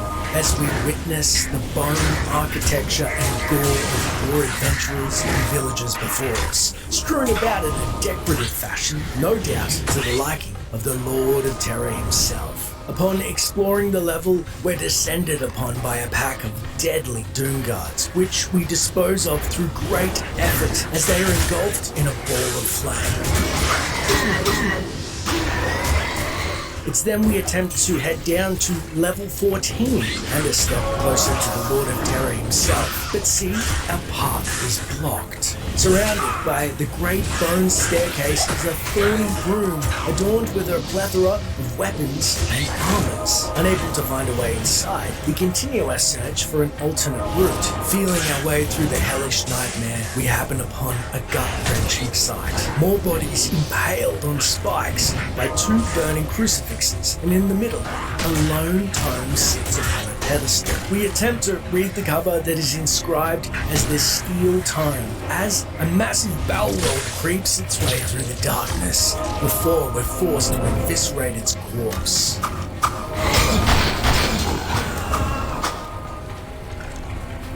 The armories of hell are home to the Warlord of Blood. In his wake lay the mutilated bodies of thousands. Angels and man alike have been cut down to fulfill his endless sacrifices to the Dark Ones, who scream for one thing: blood. It's then we hear in the distance the sound of a door unlocking and instinctually know the Warlord lays in wait, inviting us to his armory. We resolve to stop the bloody sacrifices and portal back to town to learn of any information on this Warlord of Blood and pray for safe passage into the bowels of hell itself, if such a thing is possible. Back in town, we then see the witch Adria by her hut, who forebodes. His prowess with the blade is awesome, and he has lived for thousands of years knowing only warfare. I am sorry, I cannot see if you will defeat him. What a grim assessment. Heaven only knows how powerful a warlord will become over 1,000 years of conflict. We then see the resident armorer, Griswold, the blacksmith, about our chances of getting wounds. Dark and wicked legend surrounds the one Warlord of Blood. Be well prepared, my friend, for he shows no mercy or quarter. Well, thanks to Griswold, at least we have an edge. We then search for Farnham the Drunk by his neutral rock, but curiously, he's nowhere to be found. So instead, we seek out Pepin the Healer, who redirects. They would be able to tell you much more about something like this than I would ever wish to know. It's then we pass Wirt's tree and also see the boy has moved. So instead, we speak to Jillian the barmaid out front of her grandmother's hut. If you are to battle such a fierce opponent, may light be your guide and your defender. I will keep you in my thoughts. We thank Jillian and then turn to see Wirt, the peg-legged merchant, by a new tree, who admits. I haven't ever dealt with this warlord you speak of, but he sounds like he's going through a lot of swords. Wouldn't mind supplying his armies. Thanks, Wirt. The fate of Tristram hangs in the balance, and you'd supply the enemy. That's patriotism for you. Over by his inn, we speak to Ogden, the innkeeper, who says, I'm afraid that I haven't heard anything about such a vicious warrior, good master. I hope that you do not have to fight him, for he sounds extremely dangerous. Well, it's right about one thing. We're not looking forward to fighting him. Next, we see Farnham the Drunk plopped against the side of the inn by the path to town and realize the residents have moved due to the crack to hell opening in close proximity to the sleepy hamlet. And who can blame them? However, Farnham seems in a rather optimistic, albeit inebriated mood. Let's read. Always you gotta talk about blood. What about flowers and sunshine? And that pretty girl that brings the drinks. Listen here, friend. Your obsession and all that. I'm sure Jillian appreciates your optimism. But he is right. Flowers and sunshine could be a metaphor for optimism, which is all but snuffed out thanks to Diablo's stranglehold. Lastly, we realize our only hope to bring the light back to Tristram may be in the Warlord's backstory. So we speak next to Cain the Elder by his familiar well, he instructs. I know of only one legend that speaks of such a warrior as you describe. His story is found within the ancient chronicles of the Sin War. Stained by 1,000 years of war, blood, and death, the Warlord of Blood stands upon a mountain of his tattered victims. His dark blade screams a black curse to the living, a tortured invitation to any who would stand before this executioner of hell.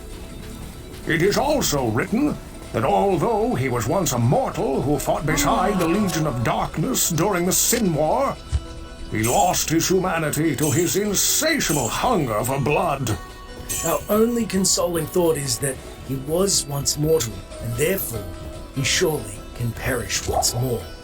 Back down on level 14, possessed lava moors block our path to the Warlord's domain. Enchanted with colds, they explode in plumes of frost, and we are nearly rendered frozen by the spell.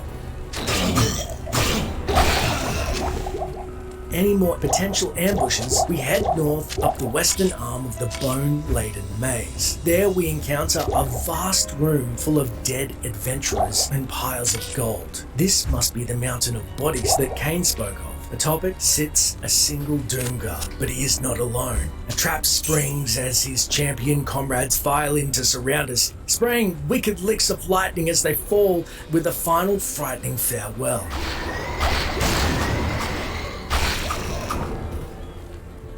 Victorious, we take a moment to recuperate, picking up the treasures, no doubt invaluable to our fight to come, but realize none of these hellish knights were the Warlord of Blood himself. Heading back to the armory, a Steel Lord rushes to face us as we bolster ourselves to contend with his companion. And remember, our stone curse from the Chamber of Bone, and cast it and use all our might to hack at the stony foe. However, due to his now solid countenance, it comes at the cost of precious endurance.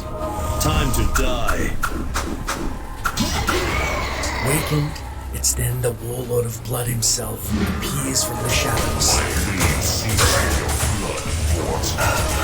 We're now heavily fatigued and race backwards to desperately find a vantage point. We then realize we must contend with his army of Steel Lords one by one if we stand any chance at success, lest we're overwhelmed. A messy and harrowing fight, we fell the remainder of Steel Lords and land successful blow after blow against the Warlord of Blood, who, regardless, presses his attack with his mighty strength, pushing us back to the northeastern side of his armor. Dig our heels into the ground and drive Griswold's edge into his breastplate or leg.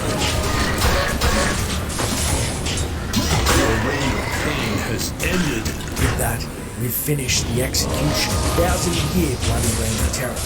Learning from the treachery of the past, we cautiously move through the room, collecting weapons and armor for the battle against the Hells once more, as the penultimate level 15 is now open for us to explore, bringing us one step closer to the treacherous Archbishop Lazarus and the Lord of Terror himself, Diablo in the bowels of hell.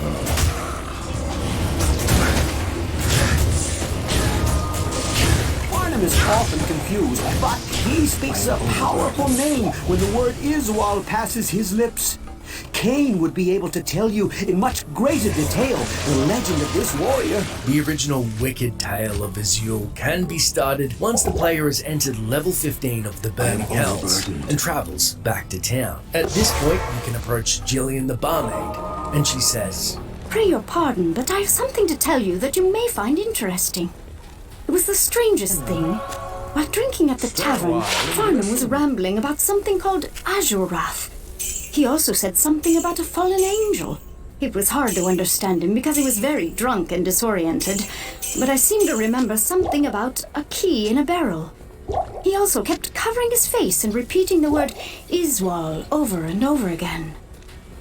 What a confusing bunch of clues we're given. Farnham supposedly talks about something called Azurath, a fallen angel, and a key in a barrel, which may be pivotal to solving this mystery. And all the while, Peter's supposedly covering his face. Curious about the quest, the dialogue is initiated called Azur, the fallen angel. We head to Farnham to hopefully decipher these clues. Did you ever hear the one that came down? I love that one. Thank you, Farnham. No mention of barrels and keys, angels, or Azurath, just drunken and giggling. So we saunter over to our only solid lead thus far, the town scholar, Deckard Cain. Farnham has taken to drinking quite heavily since his encounters in the labyrinth. But within the ramblings of this drunken man rests a legend well steeped in myth and mystery. Sit for a moment, my friend, and let me tell you of Iswal and Azurath. The saga of Iswal takes place during the lost battles in Hell. Iswal was an angel who was given charge of the Holy Rune Blade. Azurath, leading a daring assault on the Hell Forge, Iswal was set upon by hundreds of blackened demons and was fatally wounded. The fiends cast the dying angel into a dark pit, where the powers of chaos transformed him as he drowned in a whirlpool of burning blood. Evil possessed Iswar. The feathers of his wings burned away to reveal leathery skin and horns ripped through the flesh of his head. When he finally arose from that black pit, Iswar was an angel no more. Transformed into a creature of evil, he was once again given charge of Azurath, assuring that the blade would never again be used against the denizens of hell. What an unbelievably wicked tale to take Demon's Bane Azurath from the Angel Azul, cast him into the abyss, having his wings burned away as he's consumed by a new demonic form, and wickedly making sure that Azurath is only used to protect evil and never against the Hell's forces themselves. If I may make a quick aside, as the character and his blade are of course legendary in the series, and show off the infamous concept art of Chris Metzen showing this hellish scene taking place. Notably, as mentioned by Kane, angels in Diablo 1 still had feathery wings and visible flesh versus their light counterparts, which were revised later. Speaking of weapons, we should see what the town blacksmith, Griswold, has to say on the fate of Azurath. The blade Azurath!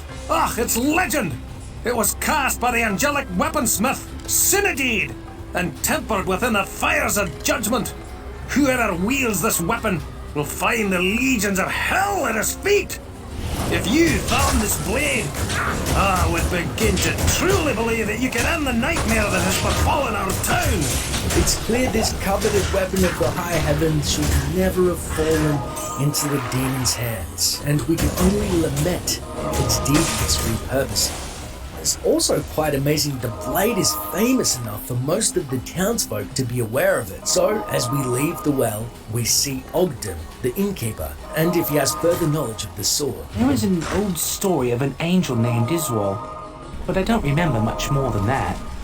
Although not much is gained, it's clear that this is a shared fable in Tristram, and so we head to Wirt, who says, If you were to find any trace of Iswal or the blade Azurath, even I would be impressed. That is definitely one of a kind.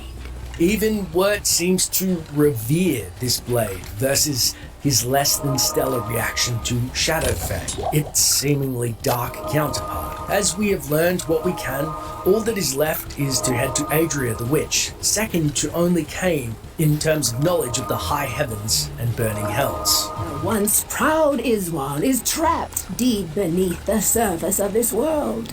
His honor stripped and his visage altered, he is trapped in immortal torment, charged to conceal the very thing that could free him. What a cruel fate to be put in charge of a holy weapon by the high heavens, be torn apart by demonic legions, and remade in a pool of blood in the abyss. Azul himself trapped in a demonic unholy form, and to add insult to injury, to be put in charge of said weapon again, with the opposite intent. Heading down to level 15, we search for this mysterious room Farnham spoke of, left to contend with hordes of snow witches firing torrents of blue cold bolts at us, and dastardly Kabbalists whirring wicked licks of lightning in chains before promptly teleporting to safer ground. A maddening affair for a warrior whose only way to breach the distance is to trudge at them one by one. I am overburdened. But finally, we come across the fabled room full of barrels. As we use a lightning spell to open the barrels, and they explode in unison, no keys are found. So, with that, we head back to town in search of clues from the source, Jillian. You know, now that I think about it, maybe it wasn't a key in a barrel, but a barrel that was the key. Does that make any more sense? So the barrels are the key, underneath which all there is a pad that looks like some type of warp. Out of ideas again, we teleport back to town. However, like the Butcher's Chamber, this too must have been a fluke, and an eerie crimson portal leading to the Temple of the Damned opens. It makes sense that the barrels were shaped themselves like a portal and hiding the pedestal underneath. In this green-floored dimension, we are immediately set upon Blood Knights and Doomsayers with overwhelming frost attacks, and we make a hasty retreat as soon as we thaw and start using the walls as cover to thin the herd, lest we be hacked down as a warrior-sized ice cube. After clearing the room, we spy a pedestal where it's clear we must insert some kind of key or unlock it somehow.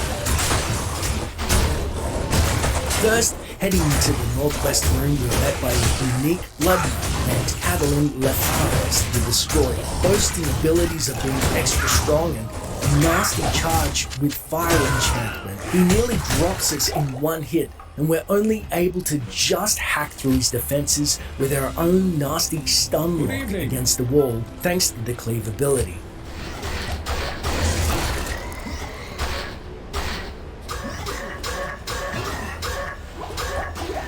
After which we find a switch in the furthest room and head south to find its assumed second counterpart in the rooms below.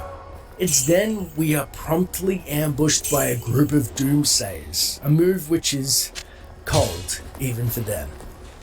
Swathing a path through the remainder of the pack, we unlock the second switch and a door opens above us. It's here we're forced to face the Overlord, Arch-Rector Repeshag, a demon clearly well versed in the art of fire conjuration. Only by using the bone-built walls and utilizing a vantage point do we quickly burn him down before his brethren have a chance to fell us. Upon defeat, he will drop the temple's keystone, and as well a much-needed tower shield named Bonewing, which boasts enhanced defenses, plus 40% to cold resist, thank you, and plus 9 to vitality. After re-prepping our gear and supplies, we take the temple's keystone and place it on the grim pedestal. How much suffering, mortal, does it take before you lose your grace? Let me show you.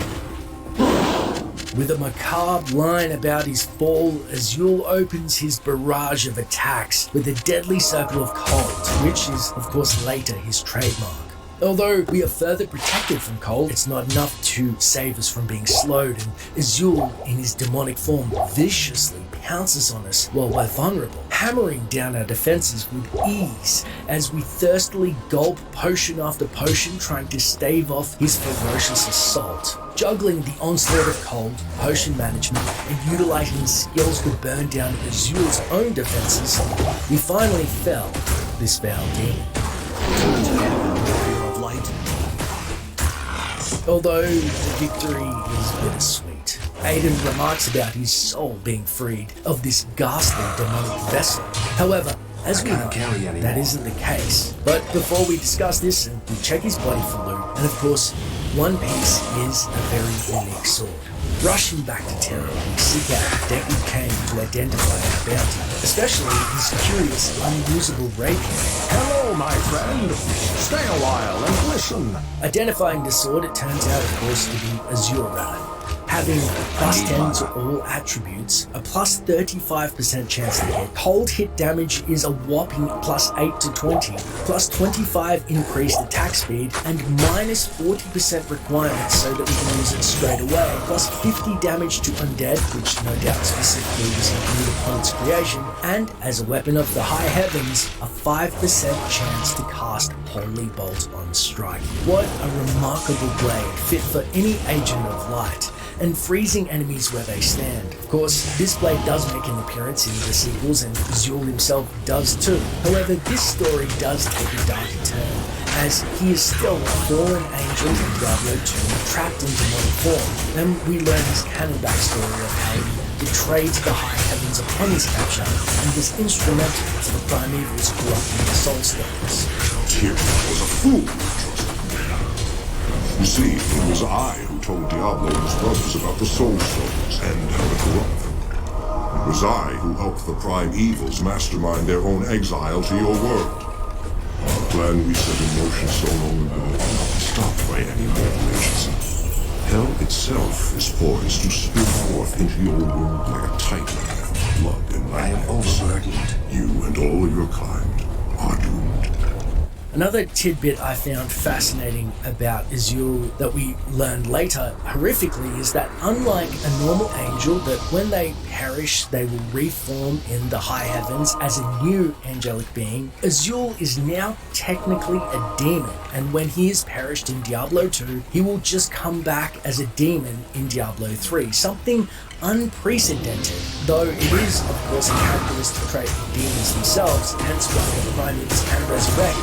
Tyrael himself actually has a somewhat similar trademark, as he is the only angel to have reformed when he died destroying the World Stone, instead of dissipating and reforming as a new angel. So it seems that even though Azul was one of his own trusted lieutenants in the past, they are bonded by this regeneration, which is very unique to both of them. But that is a story for another time.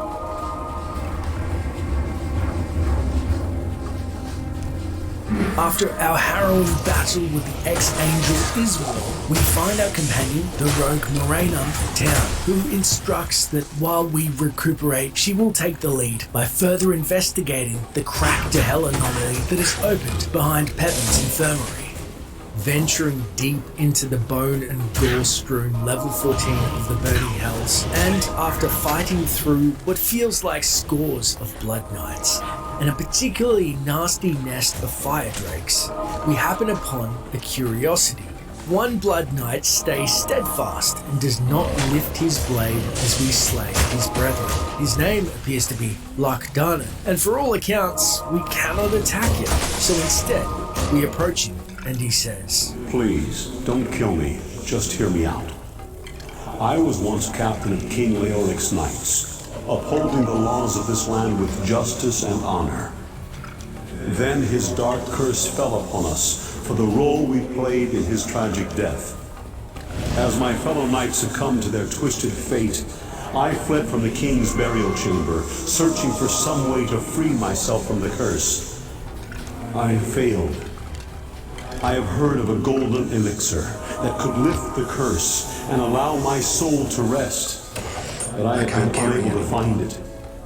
My strength now wanes, and with it, the last of my humanity as well. Please, aid me and find the elixir. I will repay your efforts. I swear upon my honor." What a cruel fate that has befallen those loyal to Leoric. Lochdanan has tragically informed us that he was one of King Leoric's royal guard, but as Diablo corrupted the king, he cursed the knights to serve the Lord of Terror in darkness for eternity. All the royal guards turned into evil mockeries of their former selves, save one, Lochdanan. Leoric, since slain, rose anew as the undead skeleton king, which we encountered earlier and ultimately killed ourselves in his second undead form, so he may be laid to rest. As a side note, although not yet canon in Diablo 1 years later, recognised that it was indeed the warrior Aiden's father, making slaying him a darker turn for the overall tragedy. Rest well, Leoric. I'll find your son. What inner strength the just and loyal Lochdanan must possess to have retained some semblance of his sanity where his former comrades could not, twisted and turned into these Blood Knight aberrations. To attempt to help free Lochdanan of his curse, as he could not himself, searching the rest of level 14 to no avail, we venture back to town through a portal to learn what we can of this strange yellow elixir you mentioned, and hopefully get some further insight from the townsfolk on how to obtain it, so we finally may be free. As we enter town, we first happen upon Ogden, who may have insight into the night, as he was a fixture during Leoric's reign. Greetings, good master. Welcome to the Tavern of the Rising Sun. You speak of a brave warrior long dead. I'll have no such talk of speaking with departed souls in my inn yard. Thank you very much. Clearly a sore subject for Ogden, either due to his fear of demonic ilk or past reverence for the memory of his fallen king and his subjects. So we instead turn our attention to Jillian, the barmaid. Hopefully a rumour or whisper of the elixir has met her ears. Good day. How may I serve you? I've never heard of a Lochdanan before. I'm sorry, but I don't think that I can be of much help to you. With nothing of note to add from Gillian, Pepin the town healer stands a door down, and hopefully we will have more insight into this strange elixir's properties. What ails you, my friend? A golden elixir, you say? I have never concocted a potion of that color before, so I can't tell you how it would affect you if you were to try to drink it. As your healer, I strongly advise that should you find such an elixir, do as Lochdonan asks, and do not try to use it. Feeling not much closer to an answer, but getting somewhere. An expert on imbibing dangerous elixirs, although admittedly a long shot, we sauntered down to Farnham the Drunk's drinking spot, where he's plopped himself in front of a nice rock at the south of town. Time a fellow drinking peace like Donovan is dead. Everybody knows that. And you can't fool me into thinking any other way. You can't talk to the dead. I know. Humorously, we can only guess in what way Farnham has attempted to talk to the dead. Perhaps Farnham is right though, and we need to aim our sights on the living, but also one that is well versed in dead arts and forbidden knowledge. We head to the center of town to Decky Cave in search of more grounded wisdom. Hello, my friend. Stay a while and listen. You claim to have spoken with Lochdonan? He was a great hero during his life. Lochdonan was an honorable and just man who served his king faithfully for years. But of course you already know that. For those who were caught within the grasp of the king's curse, Lochdonan would be the least likely to submit to the darkness without a fight. So I suppose that your story could be true. If I were in your place, my friend, I would find a way to release him from his torture. Cain, although imparting the most useful wisdom for us, muses our claims of meeting believed long-dead Lochdonan sketchy at best. But what would we gain from lying about a fallen knight? Although he does hold him in reverence and urges us to help him, maybe we can have a more grounded solution with the town blacksmith, Griswold. Excellent. Well, what can I do for you? If it is actually Lochdonan that you've met, then I would advise that you aid him. I dealt with him on several occasions and found him to be honest and loyal in nature. The curse that fell upon the followers of King Leoric would fall especially hard upon him. Although Griswold doesn't guide us in terms of an elixir, the general consensus in town is he was a good man, and the townsfolk fervently agree we should help him if we can. Perhaps we can call on the darker arts, and so we stop by Adria's shack in search of answers. I sense a soul in search of answers. You may meet people who are trapped within the labyrinth, such as Lochdonan. I sense in him honor and great guilt. Aid him, and you aid all of Tristram. With that, scrounging for clues, our last desperate gambit for help is heading back to Wirt, the fork-tongued peg-leg boy, for any kind of lead or maybe a weapon to aid us. Psst, over here. Wait, let me guess. Cain was swallowed up in a gigantic fissure that opened beneath him. He was incinerated in a ball of hellfire and can't answer your questions anymore. Oh, that isn't what happened? Then I guess you'll be buying something, or you'll be on your way. Wirt, although having some choice words and expensive items is no more help, so we stock up in town and head back through the portal for the elusive elixir. Having scoured level 14 to no avail, we speak to Lochdonan once more. Not found the golden elixir. I fear that I am doomed for eternity. Please, keep trying. Hesitantly, we surmise it seems we will be forced to venture deeper into the burning hells for the mysterious potion we seek. Down to level 15, the setting marred with bone and hellfire alike.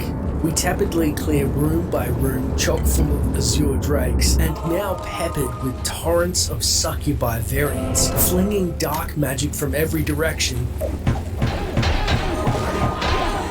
In our search, we stumble into a particularly nasty subboss, aptly named Bloodlust, especially when she's aided by her sisters or if you're rushed by drakes while trying to dodge a barrage of magic missiles. Forced to backtrack, letting a stream of arrows loose with a steady thrum of our bone, we finally fell Bloodlust. and collect a nice field plate off her corpse. After felling countless enemies, we pass a peculiar pentagram marking Lazarus's portal in the main quest, and in the next room we spy the golden elixir, barely visible but accompanied by a flag post or corpse unceremoniously impaled sideways on a spear next to a rather angry azure drake guard. I need to get this to Lacdana. Absconding with the potion, we hurry back to Lacdana, hoping that he is endured in our absence. You have saved my soul from damnation, and for that, I am in your debt. If there is ever a way that I can retain you beyond the grave, I will find it. But for now, take my helm. On the journey I'm about to take, I will have little use for it. May it protect you against the dark powers below. Go with the light, my friend. And with that, Lacdanan is freed from his undead coil and dies horrifically in front of our eyes, no longer bound to his demonic form, and as promised, rewards us with a helm dropped as he perishes called the Veil of Steel. Anxious to see the new helm's properties and depart hell, we portal back to town. Upon closer inspection, we find the Veil of Steel has a penalty of -30 to mana, making it maybe less appealing for a mage. However, it is arguably one of the most useful, unique helms for any character, especially warriors who can afford the mana penalty. It increases both strength and vitality highly, and is noted for being the only helm and armor holding a 50% to all resistances, along with augmented base armor class, as well as a bonus to the formerly mentioned, and the only great helm requiring no strength to be equipped. Unfortunately, and maybe a tongue-in-cheek reference, Lacdanan's last words to us are, "Go with the light, my friend." And the helm has -20 to light radius. With Lacdanan's soul freed, we can rest easier knowing we have at least aided the light in some small manner for now.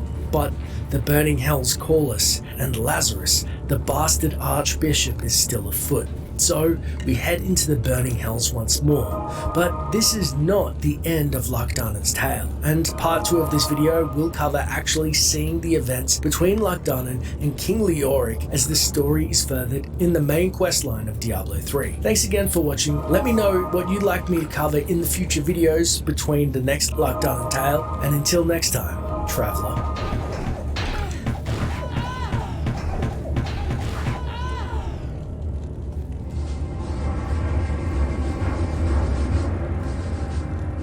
In level 16 of Hell, we battle through the serpentine azure drakes and see what can only be described as an unholy display. Human bodies spiked on spears in various contorted states, surrounded by a single staff on a rack, and realize this must be the staff of the betrayer, Lazarus himself.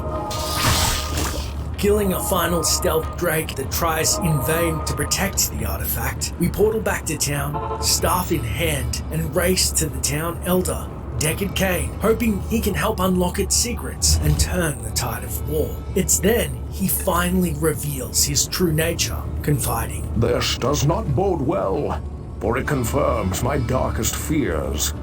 While I did not allow myself to believe the ancient legends, I cannot deny them now. Perhaps the time has come to reveal who I am.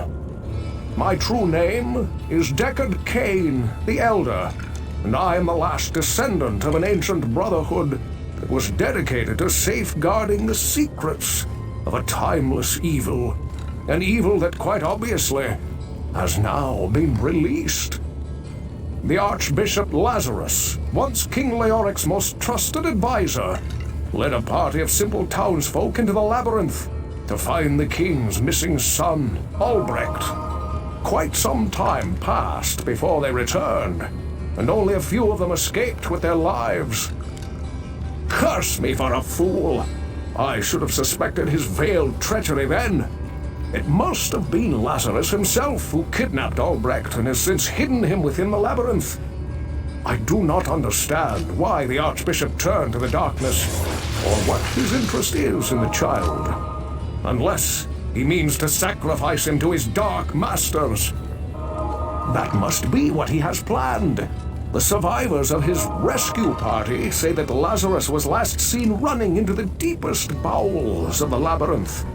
You must hurry and save the prince from the sacrificial blade of this demented fiend. Utterly shocked by the revelation, we resolve to save our brother Albrecht from Lazarus' sacrificial blade before it's too late. We turn then and ask Griswold about Lazarus' last known location, and he shares. I was there when Lazarus led us into the labyrinth.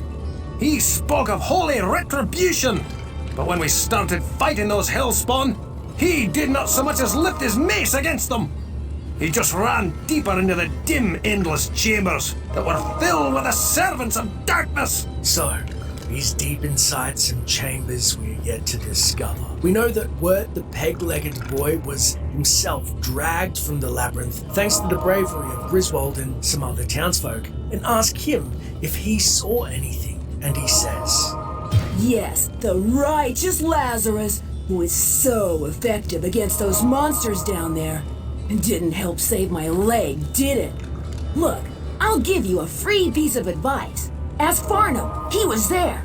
We pity Wirt and his lost leg, and also didn't want Farnham to have to relive the horrors of what Lazarus put him through, especially as our last conversation went so poorly. Griswold?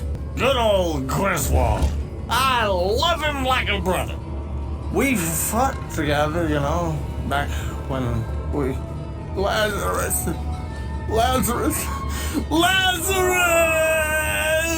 But we must save our brother and press him, to which he fitfully blathers. They stab, then bite, then they're all around you.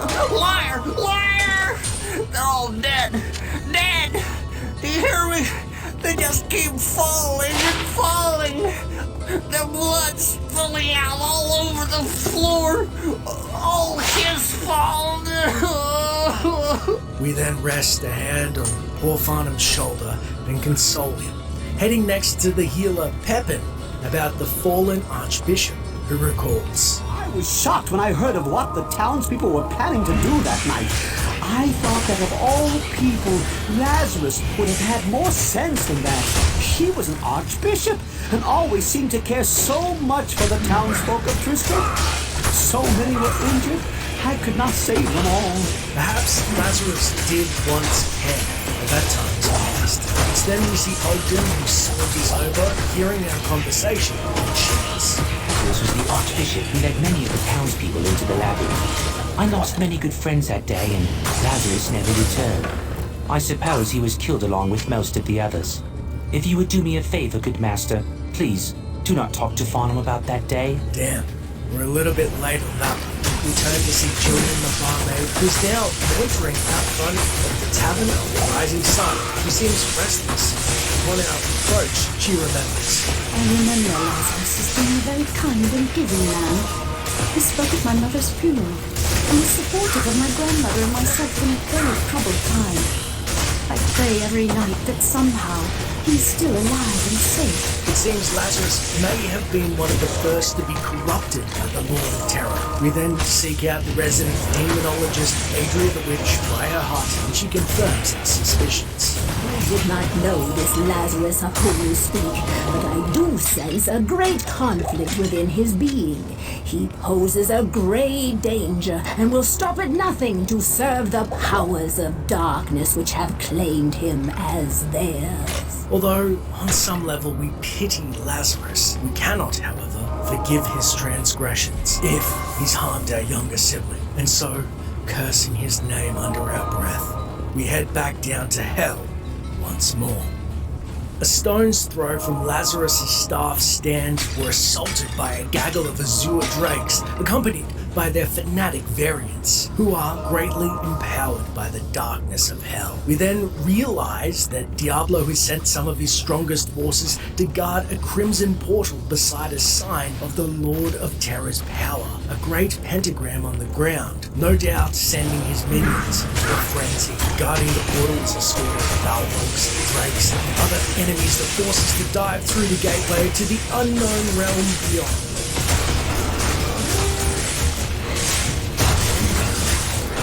We crossed through the portal and into a room that is awash with a red hue as fire burns, yet seems to be oddly familiar, as if part of the cathedral next to town, not a part of hell itself. We leave the room and are hit with a red blood star from a weird hellspawn. We chase her down, but are immediately bombarded with more blood magic from an assistants caged in an eastern room. Heading northwest instead, we see another room full of succubi that parallels the eastern counterpart. Following the red missiles down the hall, we see on the wall statues of the fallen King Leoric, confirming this is no longer hell, but some form of old area of worship attached to the cathedral. Stalking the hellspawn into the southern room, we are ambushed by more succubi and unholy super-unique mages known as advocates. Flying fireballs and flash spells hit us when we dare to breach the gap and encounter them toe-to-toe as they teleport to and fro.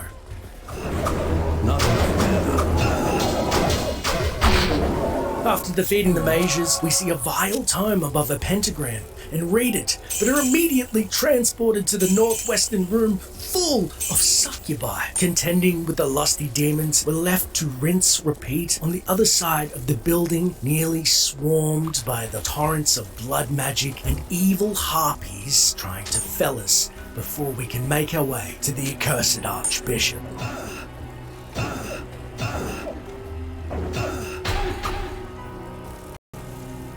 Exhausted from hacking through droves of fiends, we move to exit the building the way we came, but are instead transported into the heart of the lair of the lecherous Lazarus himself and realize this is his seat of power.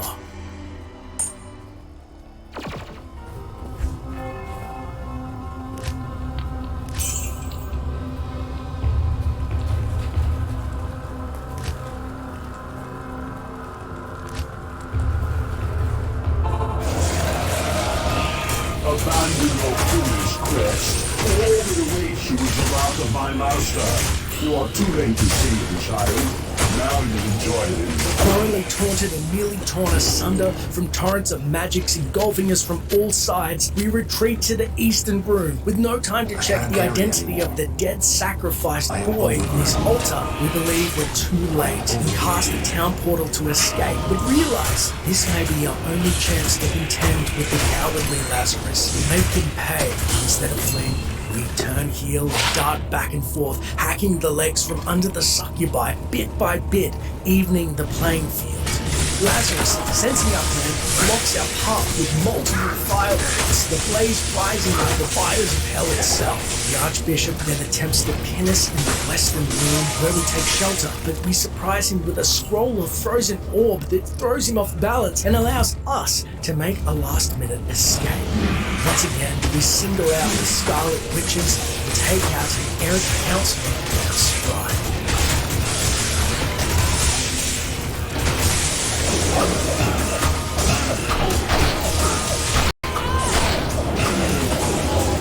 The succubi then scatter and we hunt the black and white pigmented Black Jade, who is lightning and arcane enchanter, and cunningly she leads us right back into the fray, lightning spewing from her hide whenever we manage to land a blow. However, she dies in a heap in front of her kin. I can't carry anymore. We then turn our attention to her sister, Red Vex, now fearful of suffering the same fate, and she attempts to cower near the altar with the dead boy sacrificed atop it. Regardless, she falls next in front of the Gothic artwork. Destroying the last of the Hellspawn sisters, we begin our hunt for the fallen priest and scream his name. Lazarus! Master! Sensing his presence, we become further enraged and declare, Time to die. We round the corner and see Lazarus by the town portal. He vanishes momentarily, and we drive our blade into his abdomen, promising, Your business ends here, betrayer. Lazarus, now ash, spills to the floor. He drops some paltry items on his body. We then remember, more importantly, his sacrifice and race back to the altar, thanking the heavens to see it indeed was not our brother Albrecht. Nonetheless, another poor soul sacrificed to the Lord of Terror himself. We pause to think, with Lazarus dead, we are one step closer to ending this madness. And then we notice a curiosity. A chest that the ex-archbishop seemed to be guarding, and inside is a map to the stars. We stash the map in our inventory, heading back to the newly identified Herodric scholar, Deckard Cain. This is no doubt a vital clue in our reckoning with Diablo himself.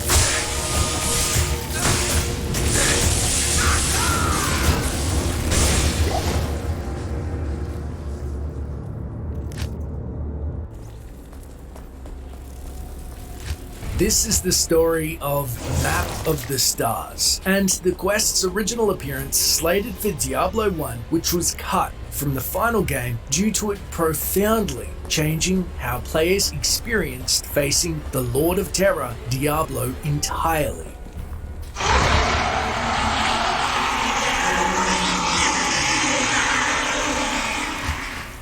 The quest can be initiated by entering Hell level 16 and entering the portal to the Unholy Altar. After we have learned of the treachery of the Archbishop Lazarus, so with his staff in hand, we head into his lair. Abandon your foolish quest. All that awaits you is the wrath of my master.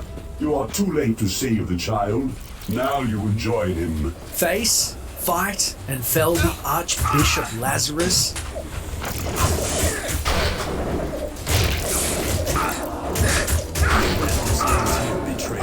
We can open a large chest in the corner of the room in which we fight him and pick up the Map of the Stars.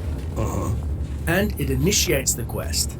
Looking at the map, it shows a sun in the sky and some type of lunar or star cycle. To learn more, we head to Deckard Cain in town. Upon showing him the map, he says, Your story is quite grim, my friend. Lazarus will surely burn in hell for his horrific deed. The boy that you describe is not our prince, but I believe that Albrecht may yet be in danger. The symbol of power that you speak of must be a portal in the very heart of the labyrinth. Know this, my friend. The evil that you move against is the Dark Lord of Terror. He is known to mortal men as Diablo. It was he who was imprisoned within the labyrinth many centuries ago, and I fear that he seeks to once again sow chaos in the realm of mankind. You must venture through the portal and destroy Diablo before it is too late. Our time is running short. I sense his dark power building. Only you can stop him from attaining his full might. Although Albrecht is not the boy we saw on Lazarus' altar, we now have confirmed to face the Lord of Terror himself, Diablo. To make matters much worse, we have unwittingly started the quest, the Lost Stars, in tandem. Not only do we have to defeat Diablo, but something foreboding, it seems, is set to transpire. Trying to somewhat hurriedly get perspective, we head to Griswold, who informs us. I've never seen a map of this sort before. Where'd you get it? Ugh, although I have no idea how to read this. Cain or Adria may be able to provide the answers that you seek. So, we have a second lead. Adria the witch, and her wisdom may help us before we head out of town. But first we speak to Farnham, perhaps one last time, for his guidance, to which he amuses. Come close. I don't know if you know what I know. Maybe I told you that something. That's a map. My God, that was insightful.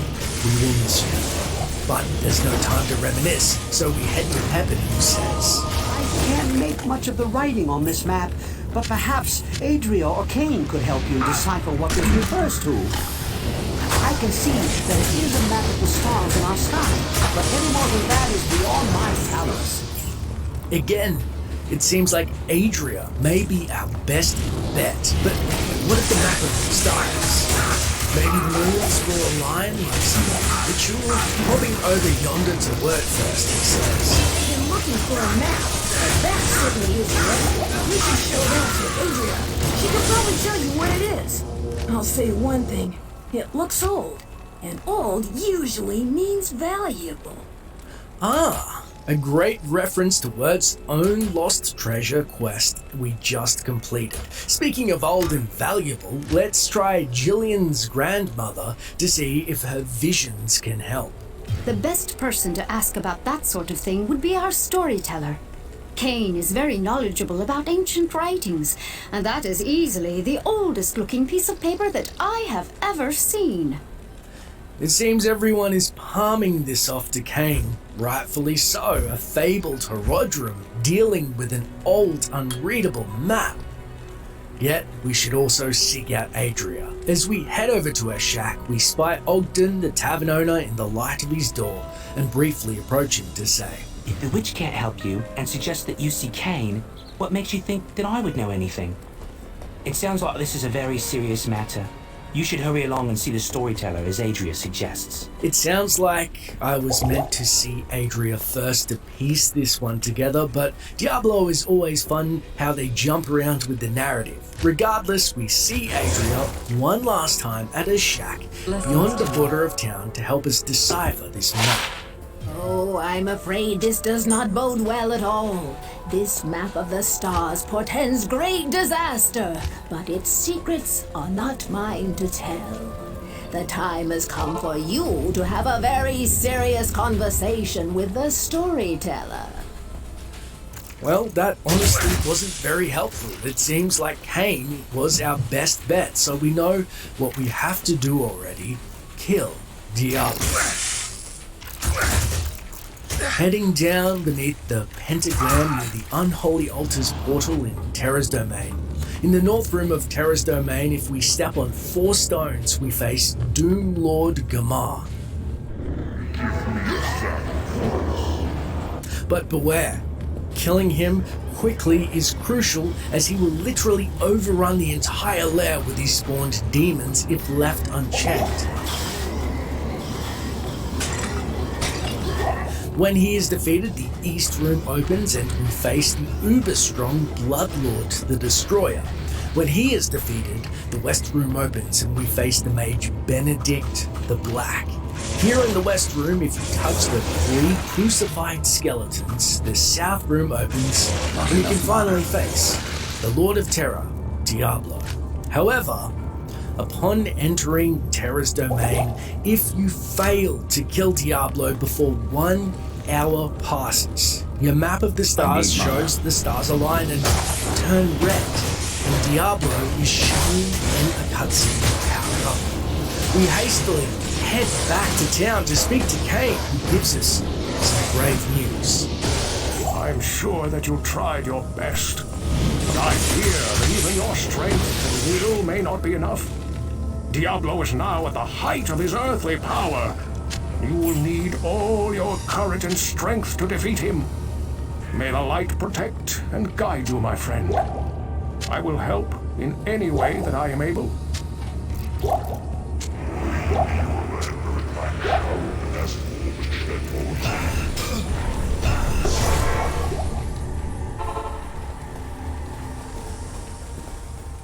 Facing Diablo at this stage makes him almost impossible to beat, and he will gleefully stomp you and claw at your corpse for fun.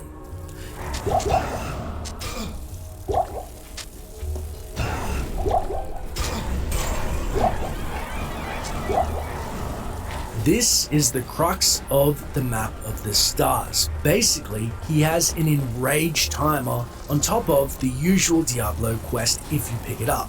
However, restarting a game also resets the timer.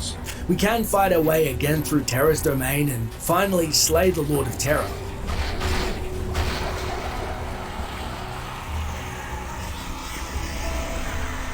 instead of the ending cinematic that we get in the vanilla game, you can now loot Diablo, a nice touch thanks to the Beelzebub mod linked in the description, as well as see Ulbrecht's macabre corpse.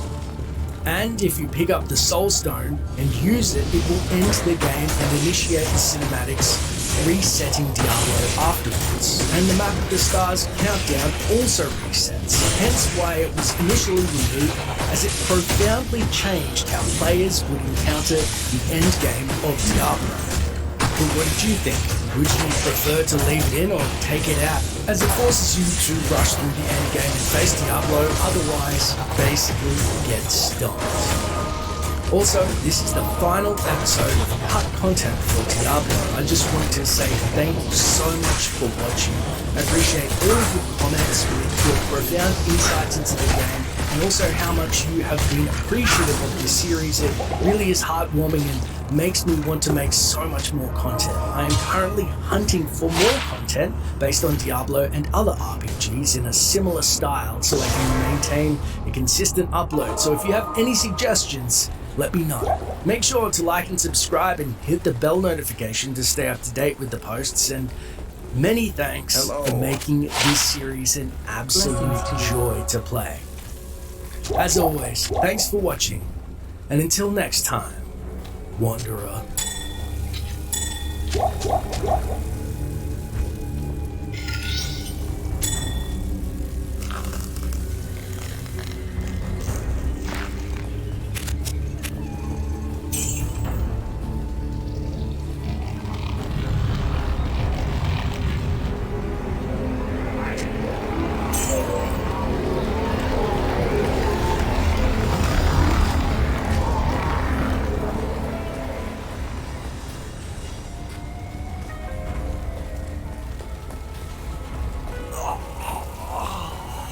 Good day.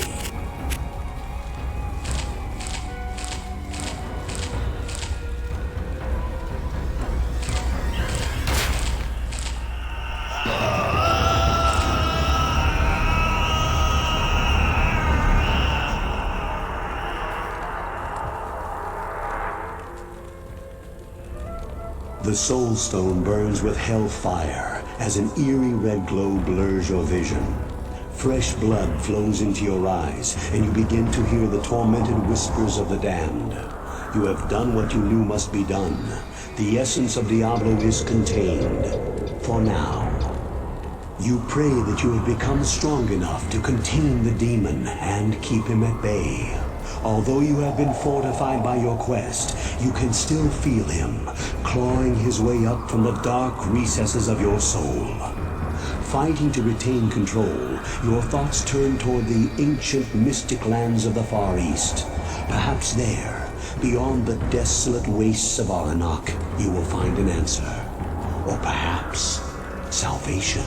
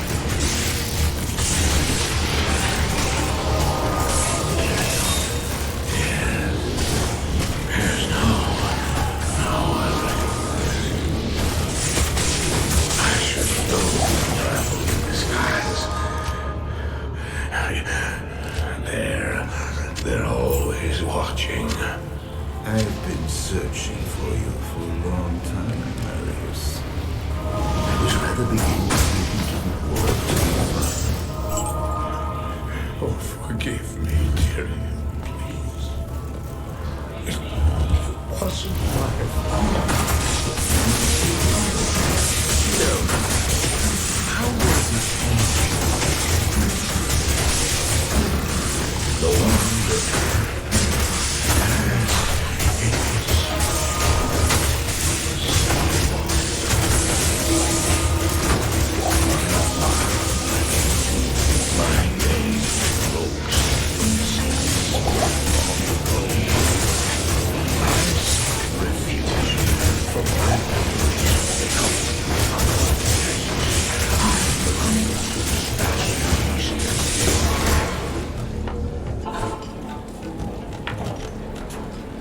Do you want something?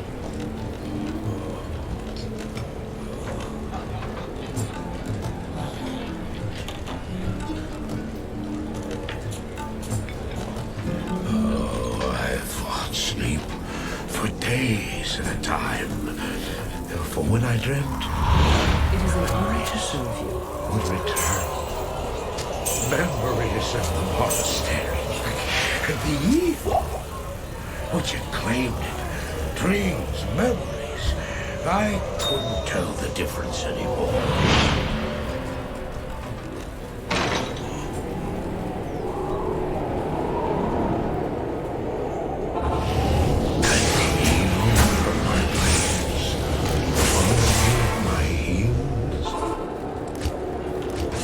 How had he found me here? How could this broken shell of a man, barely able to carry the weight of his own sword, be the burning terror which drove me to hide here?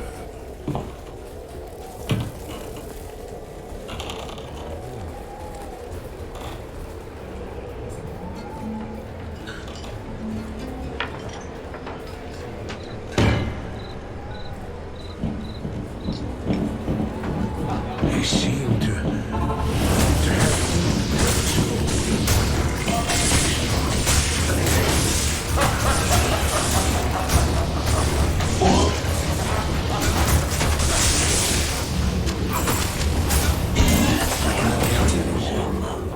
I am overburdened.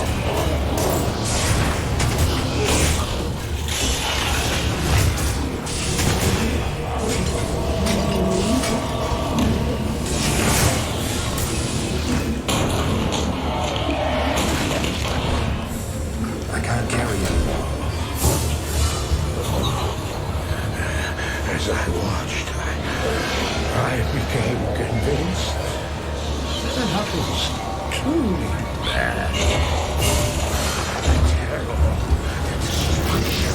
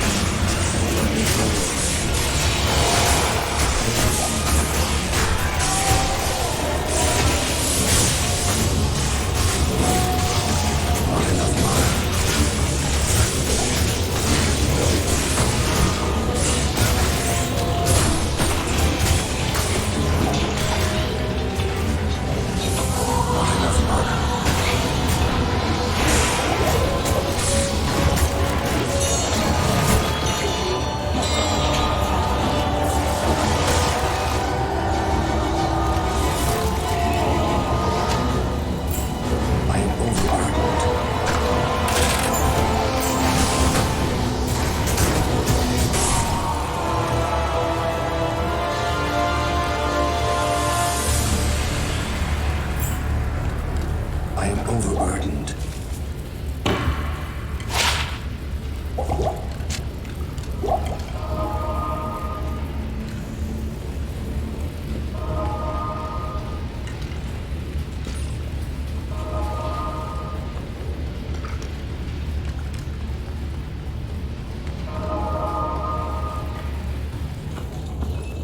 Why did I follow him?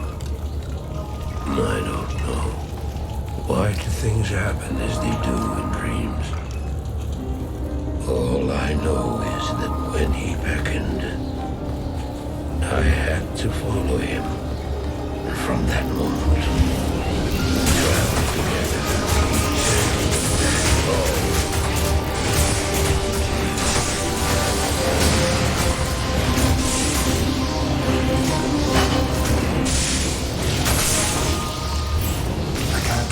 With a band of like-minded heroes who follow word of a great evil that has corrupted the land near the Eastgate Monastery of Kandaras, an evil which is rumoured to have displaced the rogues from their sacred monastery. Our party consists of a fierce Amazon warrior, deadly assassin, unnerving and powerful necromancer, savage barbarian, a mystical sorceress, shape-shifting druid,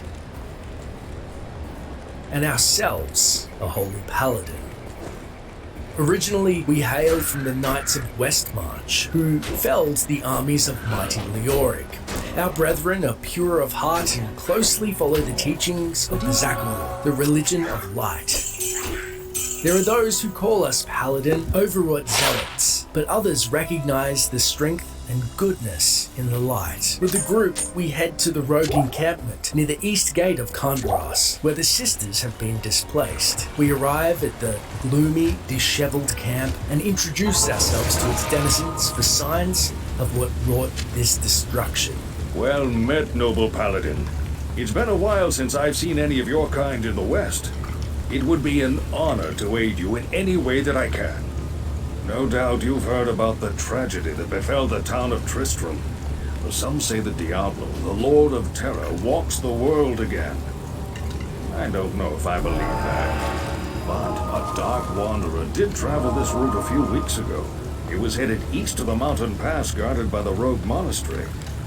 Maybe it's nothing, but evil seems to have trailed in his wake. You see, shortly after the wanderer went through, the monastery's gates to the pass were closed. Strange creatures began ravaging the countryside. Until it's safer outside the camp and the gates are reopened, I'll remain here with my caravan. I hope to leave for Route Ghislaine before the shadow that fell over Tristram consumes us all. If you're still alive then, I'll take you along. You should talk to Akara too. She seems to be the leader of this camp. Maybe she can tell you more. Taking Warrior's advice, we head to the High Priestess Akara, and so begin our first quest. I am Akara, High Priestess of the Sisterhood of the Cyclic Sun. I welcome you, traveler, to our camp, but I'm afraid I can offer you but poor shelter within these rickety walls. You see, our ancient sisterhood has fallen under a strange curse. The mighty citadel, from which we have guarded the gates to the east for generations, has been corrupted by the evil demoness Andariel. I still can't believe it. But she turned many of our sister rogues against us and drove us from our ancestral home. Now the last defenders of the sisterhood are either dead or scattered throughout the wilderness. I implore you, stranger, please help us. Find a way to lift this terrible curse, and we will pledge our loyalty to you for all time. There is a place of great evil in the wilderness. Tasha's rogue scouts had informed me that a cave nearby is filled with shadowy creatures and horrors from beyond the grave. I fear that these creatures are massing for an attack against our encampment. If you are sincere about this, find the dark labyrinth and destroy the foul beasts. An arrival to this rogue encampment, where the foul forces are resurrecting these shadowy creatures for an imminent attack on the encampment. One thing is for certain. We better make haste. After initiating the quest, we think it best to talk to the other denizens and rogues scattered about. We first head to Charsi, the blacksmith, who says, Hi there, I'm Charsi, the blacksmith here in camp. It's good to see some strong adventurers around here. Many of our sisters fought bravely against Diablo when he first attacked the town of Tristram. They came back to us true veterans, bearing some really powerful items. Seems like their victory was short-lived, though. Most of them are now corrupted by Andario. Asking her about the Den of Evil, she says, The beasts from the cave have begun to roam throughout the countryside. You'd better be careful out there. Blast! It seems we are too late, and whatever evil that lie in the cave has now spilled forth into the adjacent countryside. Heading over to the merchant Geed to chat and spy his supplies, he says, Good day to you, partner. I'm Geed, and I can already tell that I'll be your best friend in this forsaken camp. A spare weapon, some gold, a small gem is all I want in exchange for the equipment you'll need on whatever quest you might undertake. No, don't be shy. All of my items are guaranteed for life and come with a 2-day warranty. Asking him about the Den of Evil, he says, You're a brave soul. I'd sooner thrust my sacred scepter into the foulest carbuncular troll than set one boot into that cave. Come again? Call me crazy, but I think Geed's thrusting of his sacred scepter into a carbuncular troll is a double entendre. As a holy paladin, I'm not going to touch that one with a 10-inch pole. Momentary confusion aside and shaking our head in disbelief, we make our way over to the rogue Cassia, who says, Welcome, Outlander, to our glorious hovel. I know you're here to challenge the evil that's driven us from our ancestral home. But know this. Akara may be our spiritual leader, but I command the rogues in battle. It will take more than just killing a few beasts in the wilderness to earn my trust. Asking her about the Den of Evil, she says, The demons in that cave have claimed many of my finest archers. I wonder how you will fare. This is tragic to know that she has lost her people to the demons outside of the encampment, and we should ready ourselves to find her kin slain in this quest. Just before we head out of the encampment, we swing past Warrior for some final words of wisdom. One who seeks that cave seeks death. With that grim assessment, it looks like we are left to seek death and head out into the Bloodmoor. I will cleanse this wilderness. The monsters in the Bloodmoor area are all generally weak and or non-aggressive, with only a smattering of fallen, quill, and zombies meandering about. It's not long until we spy what can only be the entrance to the accursed cave itself. A fallen victim lie next to the cave, splayed out as if they were felled fleeing for their lives. The cave entrance itself adorned with crude demonic artwork, what appears to be the horned skull of a demon on the left and a large green demon on the right, gleefully emitting some kind of lightning charge spell at potential victims or zombie undead. With a pause to gather ourselves, we head inside and remark, Evil dwells within this cave. The cave is noticeably dark. Something is wrong here. It's home to a myriad of enemies, notably fallen shaman, zombies, and gargantuan beasts. This early in the game, when our defenses are still low and life is also low, it is better to be prepared. Remembering to attack shamans first before attacking their minions, as although shamans do not appear outside in the first area, we learn quickly they can deftly resurrect their fallen minions.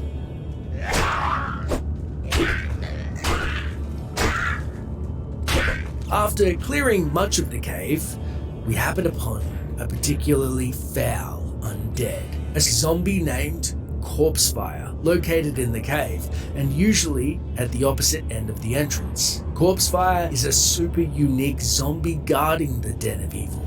He's the first super unique of the game, and as such, will always drop 2 items of magical quality or above. He can be considered a little mini-boss, as he is likely the first super unique a player encounters when starting out with Diablo 2.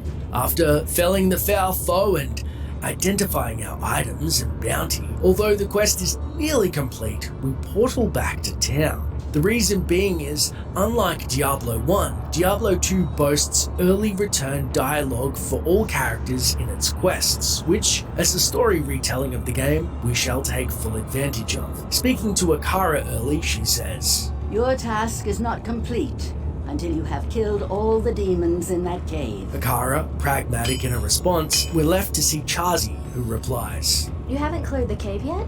Do you need anything?" Chazi seems more ready to aid us than Akara, but what does Geed have to say? Nothing about his scepter, I hope. Demons still be fouling that cave, huh? I think you might need a new weapon. Ever the salesman, Geed keeping it clean, but what about Kasha? You'd better come through on this. Your reputation depends on it. Kasha blatantly lets us know our reputation depends on completing this task. Whereas Warriv said, "One who hesitates does so with good reason." Wisdom intact and honestly mood lightened just a little, we head back into the stinking pit of evil once more. Nearing the end of the quest itself will begin to update on how many monsters are left within the den, and it's clear that we have to rid it of all of its demonic taint before we are done. Once all the monsters have been cleared, the den will be flooded with a welcome light, and we remark to ourselves, "My duty here is done." As the cave is now expunged of demonic taint, we're now able to claim our reward from Akara. Akara will grant you the boon of 1 free skill point and 1 free character skill / stat. Upon completion, she also says, "You have cleansed the den of evil. You've earned my trust, and may yet restore my faith in humanity. Your reward is training in the skill of your choice." An invaluable reward and a trust is equally welcome. So we speak to the other camp inhabitants. It seems, with previous attempts falling short and the poor slain rogues, Akara was right to worry about us. "You are truly brave and skillful. Akara was worried about you." Geed, on the other hand, remarks, "The only good demon is a dead one, I say. By the way, did you happen to find anything in that cave you'd like to sell?" He is right, honestly, about demons, and there's nothing wrong with a shiny new sword for your inventory. Though I'm staying away from his scepters. With that, we pass Warriv, who states wryly, "That which does not kill you makes you stronger." Upon clearing the den of evil in the Bloodmoor, talking to Kasha in the rogue encampment, who says, My rogue scouts have just reported an abomination in the monastery graveyard. Apparently, Andariel is not content to take only our living. Bloodraven, one of our finest captains in the battle against Diablo at Tristram, was also one of the first to be corrupted by Andariel. Now you'll find her in the monastery graveyard, raising our dead as zombies. We cannot abide this defilement. If you are truly our ally, you will help us destroy her. What an intensely grim thought. Andariel, the demoness responsible for corrupting the rogue's finest, and to add further insult to injury, forcing the now demonically influenced Bloodraven to, in turn, raise and corrupt the dead, amassing her own undead army of followers. After initiating the quest, we seek out further guidance from the townsfolk on this once esteemed Bloodraven, starting with Akara. Bloodraven fought valiantly against Diablo in the catacombs beneath Tristram. She was never quite the same afterwards. It is now obvious she brought an evil influence back with her. What foul treachery is this? Does Diablo's corruption know no bounds? First, we learn of the warrior's corruption due to his containing of the Soul Stone during the events of Diablo 1. But it seems the rogue who was present with him carries her own taint. Heading to Chazi, the blacksmith, for further insight, she confirms. Bloodraven was the leader of a rogue band that once fought Diablo at Tristram. This is indeed a sad fate. We are a paltry 2 quests deep in Diablo 2 and the story pulls no punches. However, if I may take an aside, a fun fact to share is the rogue is actually voiced by Glynis Tolkien Campbell, The sanctity of this place has been fouled. who also provided the voice for Jillian the Barmaid in Diablo 1 and our very own Kasha in Diablo 2, plus many more. Good day. How may I serve you? After digesting this grisly news, we visit Geed, the merchant, who says, I'm sorry, the undead are bad for trade. I have a strict no-return policy. Although I'm sure Geed was just looking for a cheeky pun about people returning, I wouldn't put it past the sleazy merchant being half serious about his rigid no-return policy. As we make our way out of the camp, we momentarily stop by Warriv, who poses. How can one kill what is already dead?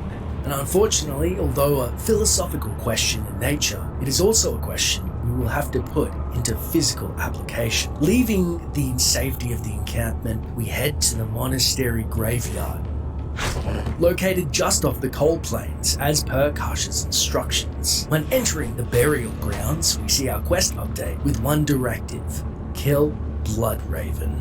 Once there, we start noticing a large quantity of undead, and we want to make sure to take care of these skeletons, zombies, and any errant hungry dead found at the edges of the burial grounds outside the cemetery gates, in case we start to become overwhelmed by undeaders. Bloodraven will surely raise them once more. This will ensure that there will be fewer creatures to try and surround and attack us while we try and take on Bloodraven in the center of the cemetery. But before we try our direct attack, it's also of note that the area has a crypt and mausoleum that are both worth checking out for that extra experience for low-level characters. The mausoleum is largely identical to the crypt. They are both of equal size, contain same monsters, and have the same area level, and both contain a single gold chest.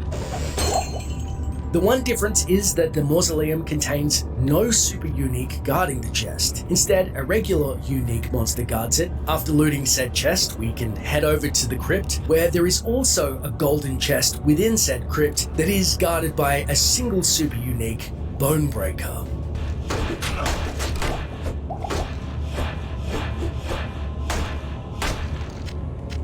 Heading back out into the burial ground, it seems Bloodraven has been busy. Before we hunt her down and she can find fresh victims to resurrect for her ever-growing army of the undead, as Diablo 2 boasts early return dialogue for its quests, which we shall take full advantage of, as well as taking a rest and selling some of our gear.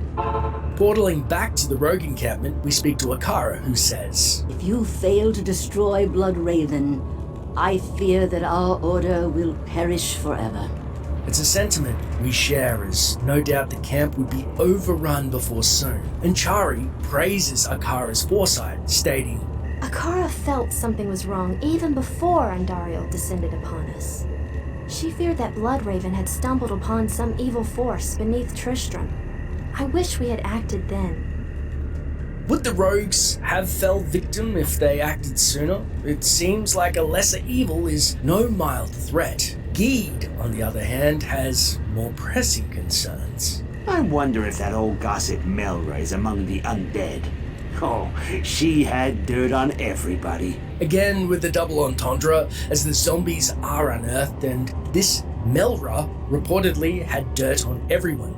Maybe also Geed and his sacred scepter? Kasha, ever the grounded pragmatist, says, Each moment you delay adds another undead sister to Bloodraven's army.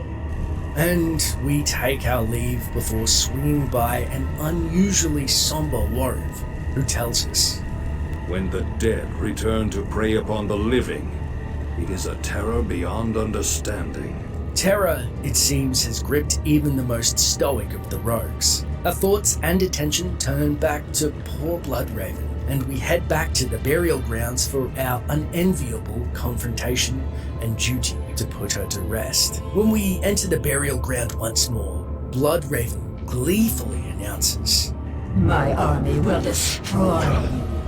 And we see her girt by a gaggle of zombies. Bloodraven's arrows, as foul as Andariel, are laced with a particularly nasty poison.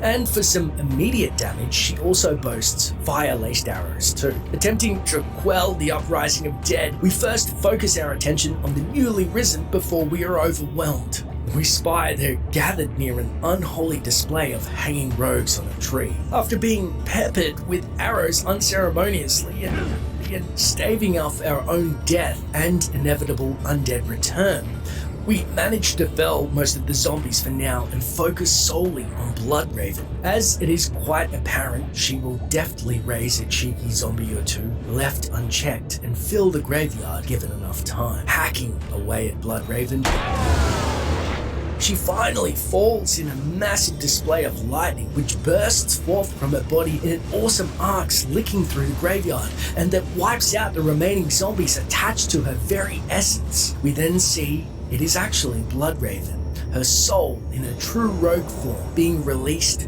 from her fleshy, demonic prison. Exhaustedly, we then exclaim, "Sisters, there was no other way." We then head back to town to let the townsfolk know of this tragic, inevitable outcome. Andariel must be made to pay for her sacrilege. We know in our hearts what Akara says is true, but if this is Bloodraven's reward for her service, taking on Diablo, the Lord of Terror, we cannot help but ponder our own fate when we cross the demoness Andariel. Jazi, banging away at a forge, states, Kasha wishes to reward you for your defeat of Bloodraven. I thank you too, even though Bloodraven was once my friend. And it's hammered home that Bloodraven wasn't just a hero to these people, but a comrade and a friend. Although, does Geed feel the same way? Some of those gals weren't so nice the first time around. Predictably flippant as ever, Geed shows his hand that his company or even advances were not so welcomed by the fairer sex in the rogue encampment. We finally speak to Kasha for a reward, and she says, I can hardly believe that you've defeated Bloodraven.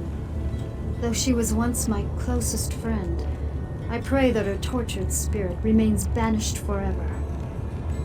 You have earned my respect, stranger, and the allegiance of the rogues. I have placed several of my best warriors at your disposal. We have now gained the respect of Kasha. Although she lost her dearest friend, she gives us the ability to hire her rogues to fight alongside us. And one named Paige joins us in the battle. Meanwhile, Warrior then congratulates us and says, "You've done well, stranger. I hope all your efforts are worth it." It is clear that we are facing an evil difficult to comprehend, let alone combat. There is only one Haradrim sage, schooled in the most arcane history and lore, who could advise us. His name is Deckard Cain. You must go to Tristram and find him, my friend. I pray that he still lives. Tristram is too far to journey by foot. Cain would likely be dead when you arrived. However, there is a magical portal that will take you there instantly. To open it, one must stand within the circle of cairnstones and touch them in a certain order. The proper order can be found in the runes written on the bark of the tree of Inifis. You must find the sacred tree of Inifis and bring back its bark. I will translate the runes to unlock the stone's mystic pattern. It seems we are tasked with finding a valuable scholar in an acute amount of danger, being in the town whence Diablo sprung forth. However, this mystery of a magical portal, cairnstones, and magical tree is a lot to absorb. So we speak to the others townsfolk for clues. Heading first to Chazi, the blacksmith. If you bring back the bark of Inifis, Akara will tell you how to get to Tristram. I don't understand how this tree will portal us to Tristram exactly, but we must collect the bark of Inifis from presumably its tree. Easy enough, but what does Geed think of this quest? I would sooner micturate in a tankard of my own ale than journey to Tristram. Well, today I learned that micturate is of Latin origins and translates as desire to urinate. So Geed would rather pee in his own tankard of ale than head back to the accursed Tristram. Honestly, I actually don't blame him. Kasha, on the other hand, The bark of Inifus holds mystical runes. Akara can translate them into our revenge. this must be some tree. And Kasha's blood is boiling over at the thought of Andariel's fiendish twisting of her sisters. Without further delay, we make haste to find the vital pieces. But first, we swing by Warrior. Months ago, I came across a few survivors from Tristram. They said that Cain had gone half mad and could no longer distinguish fact from fantasy. Wow. So even if we complete this task, it may be to find a half-healed lunatic. The fact that people have openly cast aspersions about Deckard Cain's sanity, the same esteemed scholar of the Herodrum and critical aid to the warrior in Diablo 1 is troubling. Honestly, what transpired at Tristram and the effects it had on his townsfolk could be played. If anything, it just further steals our resolve to find him before it's too late. Heading out of camp, our first step is clear. Find the Tree of Inifus. To do so, our journal updates and tells us first we must travel to the Dark Wood, which is accessible only through the underground passage via the stone pier that holds the sacred tree. Upon entry into the underground passage via the stone field, it is the largest cave in Act 1. However, it's littered with a smattering of enemy variants, but is otherwise unremarkable. Resurfacing in the dark wood, we search for the truant tree and find night has fallen upon us. Feeling more than a little disoriented in this new forest, we head back to the encampment via town portal for further clues. It should be noted, as this quest requires a total of 3 steps, which is the most intricate of any quest in Act 1 to complete, it also features a sizable 3 early return dialogue branches from the townsfolk of the rogue encampment. The first can be activated upon arrival back at the encampment when Akara scolds. How do you find tree without going to history? Finding the Tree of Inifus is the first step in routine. Gazi also reiterates much of the same. Without the bark of Inifus, you can't find things. He keeps things light with an expectant. Barking up the wrong tree, huh? You'll find it. Just keep looking. Kasha assures us. The Tree of Inifus is hard to find, but you'll know it when you see it. And Warriv hammers home what we already know. He who seeks that which cannot be found must look inside himself for further guidance. Or look harder. Clearly, this tree is out there, and unique enough that we will know it when we stumble on it, waiting for the first time we make our way back to the dark wood. I am overgrown. The Tree of Inifus is typically located by itself, and we see that its magical presence has attracted some unwanted attention, as it is guarded by a super unique gargantuan beast known as Treehead Woodfist and a pack of his Wendigo bros. Unlike regular monsters of the Wendigo family, he is A, quite fast, and B, packs a wallop to boot, slapping poor Paige down like she owed him gold.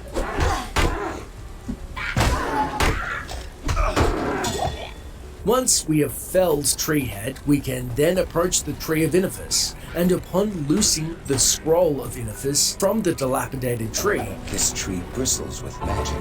our quest updates and we return to Akara in the rogue encampment to decipher the scroll, and for the second early return dialogue again.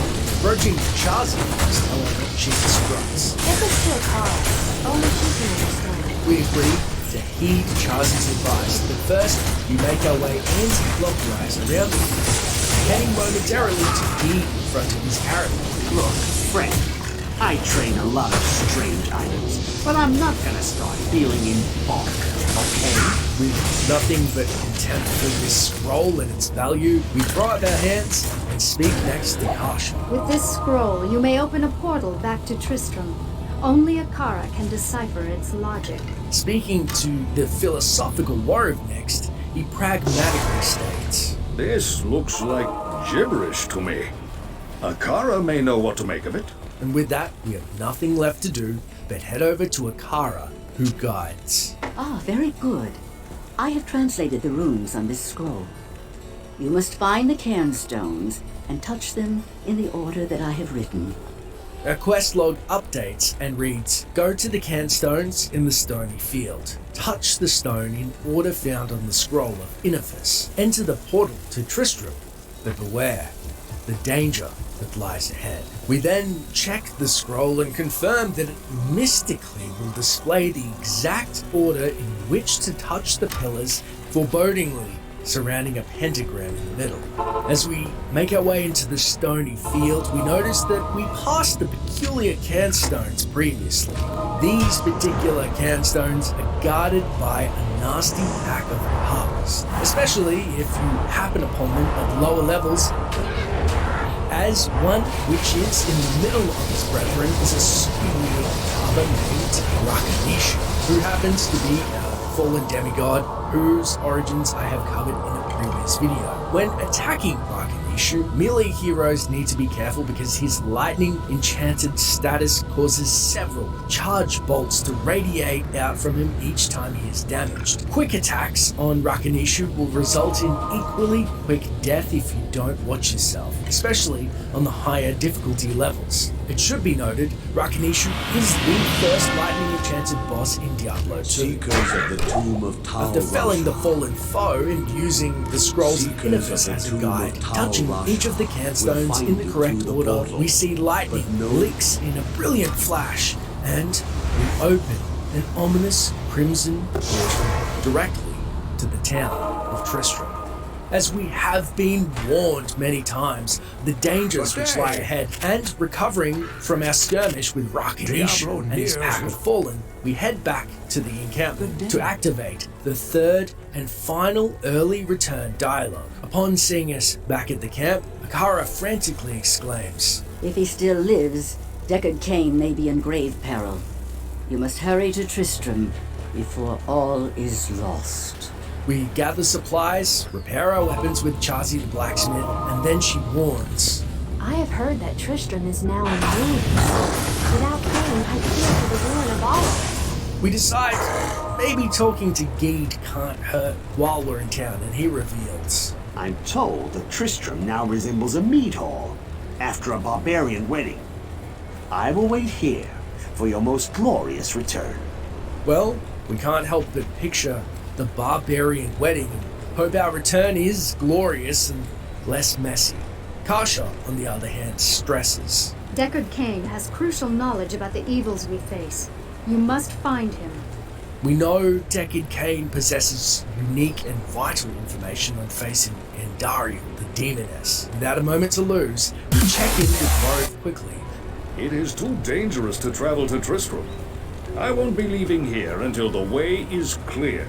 And it seems Andariel and the forces of hell are making sure vital trap.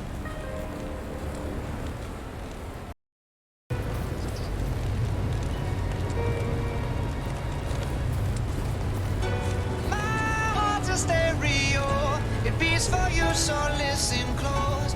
Hear my thoughts in every note. Make me your radio.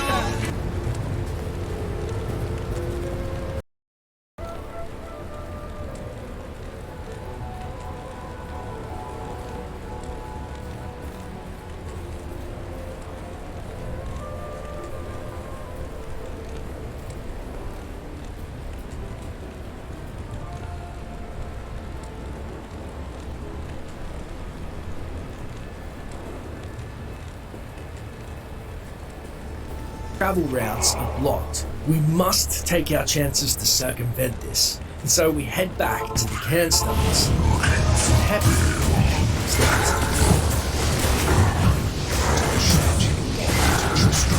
It seems maybe too late. Tristram is shown to be heavily destroyed by demons. Unfortunately, although most buildings remain roughly in the same places they were in Diablo 1, various corpses can be seen scattered around town, suggesting that perhaps the bulk of the original townsfolk didn't make it out alive. Although, an aside, some of the survivors' fates are confirmed in Diablo 3. we have a first-hand account of Diablo's tragic victims. In the northwest outskirts of town, we spy what looks like a straggler's fleeing corpse, and the most northwestern building, there's a corpse of a poor townsman in Tremaine the priest's house, and it looks to be crushed by a pillar and reduced to not much more than a stain. Heading to the southwestern side of the town, down by the river, we see where the peg-legged boys, corpse face down, surrounded by far too many fallen once again. Over here. But can be looted for a considerable amount of gold. A peg leg that may or may not come in handy later, you never know. And he also altruistically gives back to the player some of the gold he acquired in Diablo 1, no doubt as a wry nod from the developers of his shrewd business tactics. In the southern part of town, hacking away through harbors into the undead, is the town's blacksmith, Griswold, or what remains of Griswold. I need mana. Whoa, what can I do for you? We are forced to face this one-time ally as he... What can I do for you? We are forced to face this one-time ally as he is a super unique of the area and a particularly strong foe. Said that the stout Griswold was one of those who were bound past death to attend to the desires of the free. Wandering the town he once loved, he uses arcane powers and unholy strength granted to his twisted body by Andariel himself to stop any from following the path of the Wanderer. After defeating Griswold, we also realize that our audience, the skeleton leaning on the same rock that poor Farnham did, is most likely the remains of the town drunk who used to plop himself down in front of that very rock. Found a fellow drinking peace? It seems, if it is Farnham, he was overwhelmed before he could get up, or maybe unable to bring himself to face the horrors once more. No, you can't make me go back there. I won't let you take me. Too much pain, too many dead. Can't get the blood out of my eyes, my mouth. Speaking of horrors, we finally locate Deckard Cain's prison in the center of town, guarded by champion skeletons and 3 nasty champion Carver shaman, and a horde of Carver to boot. Sensing his chance to escape, he beckons to us, rattling his cage, pleading for our aid. We can choose to further clear the town for his safe passage, or gamble on his quick escape by freeing him during the fighting. Deckard Cain, leave quickly. I thank you, friend, for coming to my aid.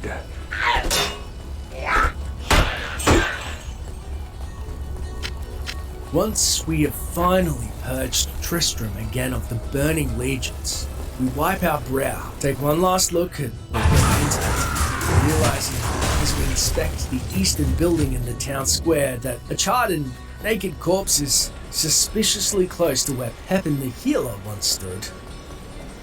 What ails you, my friend?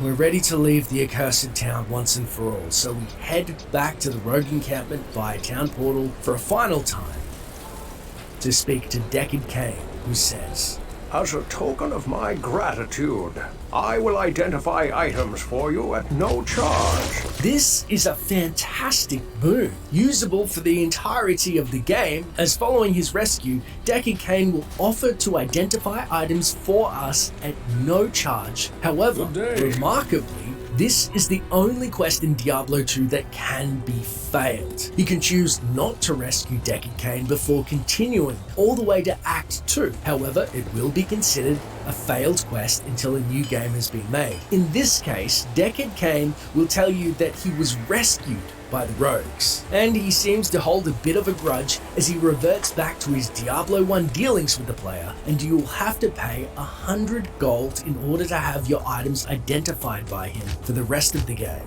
Oh, blessings on the rogues.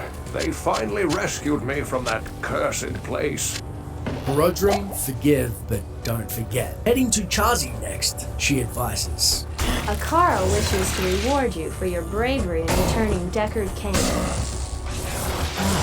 Kane is here.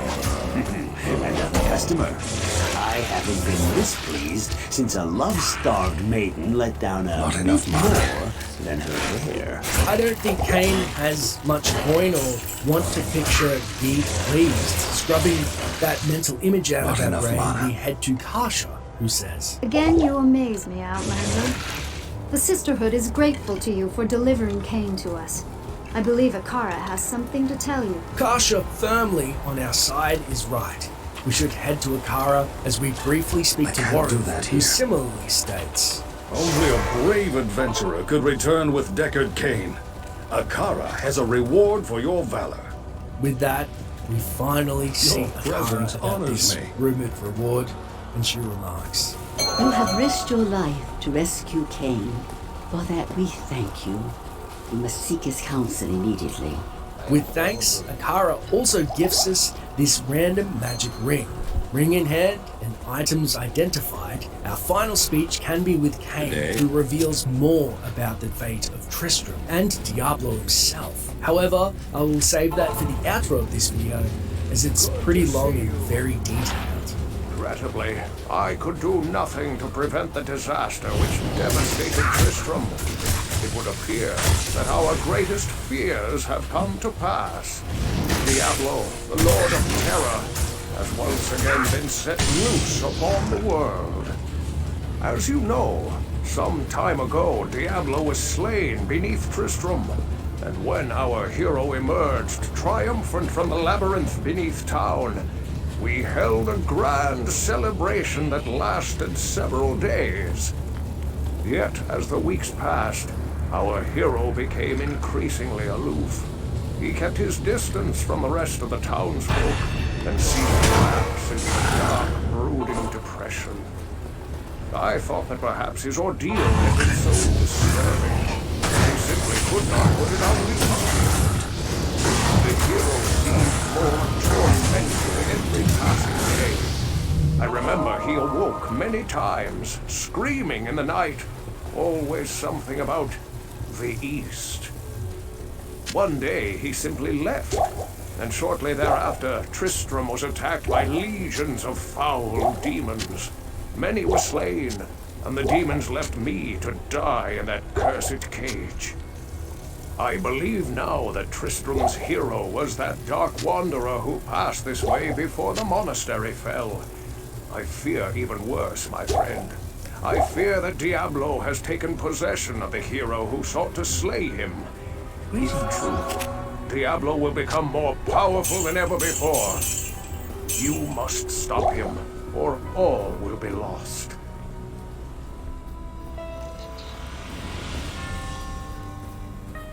The Forgotten Tower, and the quest, which is first activated by reading a book rather than an NPC. The book, known as the Moldy Tome, can be found on a stone pedestal in the Stony Field, which reads, And so it came to pass that the Countess, who once bathed in the rejuvenating blood of 100 virgins, was buried alive, and her castle, in which so many cruel deeds took place, fell rapidly into ruin.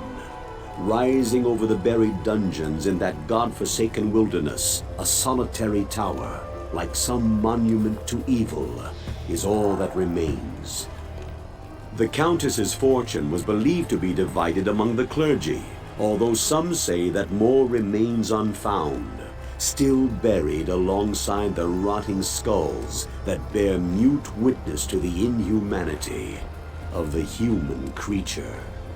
What a disturbing and horrific read. This Countess, if real, bathed in the blood of 100 virgins and was a blight upon the land and deserved to be burned alive for her transgressions. It's upon reading the Moldy Tome, our quests log updates, adding the Forgotten Tower, and tells us to look for the tower, which is located in the Black Marsh, beyond the Dark Wood. Continuing on our quest with more pressing matters at hand, aiding the rogues in the defeat the demoness Andariel.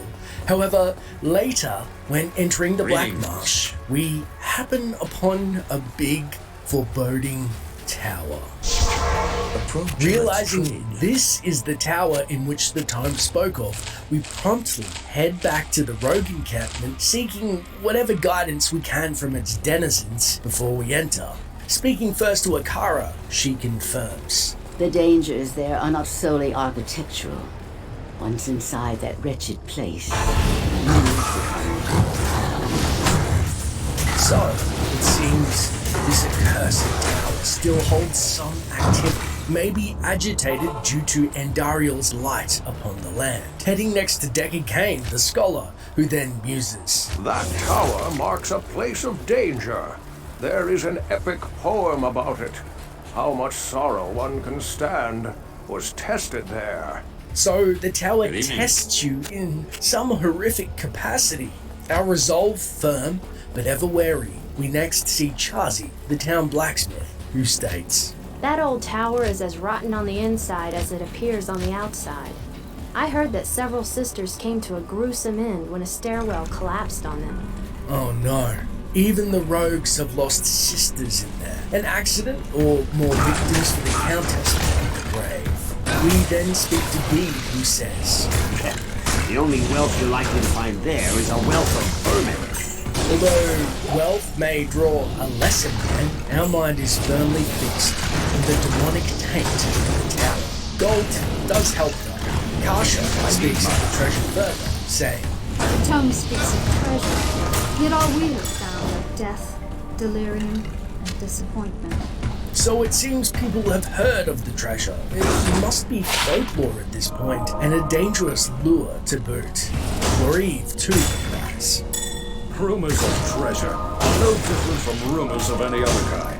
They hold false promise to those who should know better. Although we are less interested in treasure than most, we find ourselves drawn to this strange tower as we feel a pinch inside. As a holy paladin, our sense of duty inexplicably tugs at our innards, pressing us to enter. After heading back to the Black Marshes, steeling ourselves of what waits within, we finally enter the tower and boldly exclaim, This tower shall be cleansed of evil. We find ourselves first in a cramped, poorly lit cellar with bones strewn around in its centerpiece, a puddle of blood, and a quest updates urging us to explore the cellar dungeons beneath the tower, in which we spy a crude hole bored into the side of the wall, setting the tone for our welcome. We make our way through into the cellar, which at first glance looks more like a mausoleum, and are immediately pounced on by some nasty blood clan. The cellar itself opens to a larger room and is littered with blood clan, devilkin, disturbed ghosts, presumably of the dead, which lay in the tombs before us, and demon dark archers, who are led by one extra strong, unique dark archer named Gloomlight, the Impaler, lobbing arrows as we crush her aspirations to turn us prematurely into a pincushion. And we head further down the Dark Tower's levels, with more visual confirmations that the rogues themselves have made it thus far, with burning effigies on display, and perhaps a sadder confirmation that the rogues have been here is the array of dark archers who were, in life, rogue archers, corrupted now in undeath. Heading into the next room, we see a big burning pentagram. It seems dark rituals are back in full effect, slogging our way through 4 short, nasty levels of this putrid crypt. We see the door to the 5th and presumably final level before we head down into the 5th level of this evil tower. Finding ourselves questioning its promised wealth at this point, we momentarily head back to the rogue encampment for advice. Nakara tells us, There's no more I can tell you about that ancient tower. Cain similarly gives us a pragmatic hot take. Quickly in and quickly out. That is all the advice I can give you. Chazi questions our resolve. You're not ready to give up, are you? Well, he says something we won't repeat. Guess what? I can roll on my ass afterwards. It too bothers me every time I sit down. Now that was another unfortunate mental image in the collection. We momentarily contemplated giving Geed another lump for his collection. Gathering our composure, we head to Kasha, who then poses. Have you suddenly lost your taste for well? And Warif gives us a sage piece of advice. Better an empty pocket than a full grave. Advice we choose not to heed as we head back down to the 5th and final level of the foul Forgotten Fortress. As we enter level 5, our journal updates and gives us one horrific directive. Dispose of the evil Countess. So, the previously slain Countess who sacrificed 100 virgins' evil remains and she herself returns. But in what ghastly form? Unfortunately, it seems we're about to find out. As we enter the large main hall room, clear out the errant ghosts, devil kin surrounding what seems to be a boiling pool of blood, and it looks like the Countess is up to her old baby habits. Flanking the room on the eastern side, we clear out the remaining demons and dark stalkers as the Countess exclaims, "Here for a blood bath?" It's then we're forced to face the foul Countess as she blocks the room, showing off her newly acquired fire enchantment abilities as a pack of stalkers attempt to flank us in the fire. Once disposing of this Countess and her minions, she burns into a plume of smoke that makes its way to the chest she was guarding, which swings open to reveal its contents, spewing forth what seems to be much gold, but on closer inspection, it's a paltry amount. Our own beloved is abandoned trove. The Countess drops a nice rune. However, the Rowl rune, which boasts hefty fire damage when embedded in a weapon, or respectable fire resistance of 30% when socketed in armor, is a welcome addition to the collection. Reward in hand and task complete, we are glad to rid ourselves of this wicked place and head back to the camp to speak to Akara of our newly acquired boon, who says, I thought the stories of treasure in the tower were nothing but lies. I am glad you found something of value in that death trap. It is sad, sisters. If we had the time and the means, that tower would be destroyed brick by brick. Kane, however, goes on to congratulate us warmly, saying, Well done, my friend. Courage and opportunity together have created in you a kind of alchemy. Who would have thought? Kill demons, get loot. Chazi too admires our slightly heftier coin purse, stating, Those riches will serve you well on the long road ahead. Kasha then tells us her thoughts on the tower. Your rewards are well earned. To us, the tower was nothing more than a headstone looming over a long-forgotten grave. Which is understandable. What a grim reminder to her and her sisters. Warif, on the other hand, has more immediate concerns, saying, Remember, wealth is as insubstantial as a cloud and passes as quickly. Ignore Geed. All that twitters is not gold. And finally, after the cheeky spot of shade that Warif has cast in Geed's general direction, Geed compares Warif too with Warif's advice is like corpse gas. It befouls the air for a moment, and then it disappears. And that was honestly a beautiful comparison. A fitting end for the Forgotten Tower, though there have been strange rumors around the camp of a missing blacksmith's hammer I really should go talk to Chazi about. When I fled the monastery, I left behind the Herodric Malus, my enchanted smithing hammer. If you can retrieve it for me, I'll use its magic to strengthen your equipment. The monastery can confuse even those who know it well. Stay alerted. After initiating the quest, we speak to the denizens of the encampment for more clues regarding this cruel tool. Kara urges us to make haste, saying, The retrieval of the Herodric Malus is not without risk. Our monastery is filled with voracious hellspawn. You best be careful, my friend. Shuddering at the thought of a monastery filled with voracious hellspawn, we then speak to Deckard Cain, the Horodric scholar himself, for further guidance. The Malice was forged and enchanted by the ancient Horodric mages during the Sin Wars. When their union dissolved, the Malice was entrusted to the Sisterhood, guarding the pass into the east. This malice must be powerful indeed, to be forged by the Horodrim themselves, a secret order formed to safeguard sanctuary from the forces of hell. It is also a great loss to think that the Burning Hells have their hands on this sacred artifact, and what wicked weapons they can create with it. Geed, the merchant, then confides in us, saying, Charcy talks of nothing anymore but this Horodric malice. Between you and her, my ears need a rest. Just find it and bring it back quickly.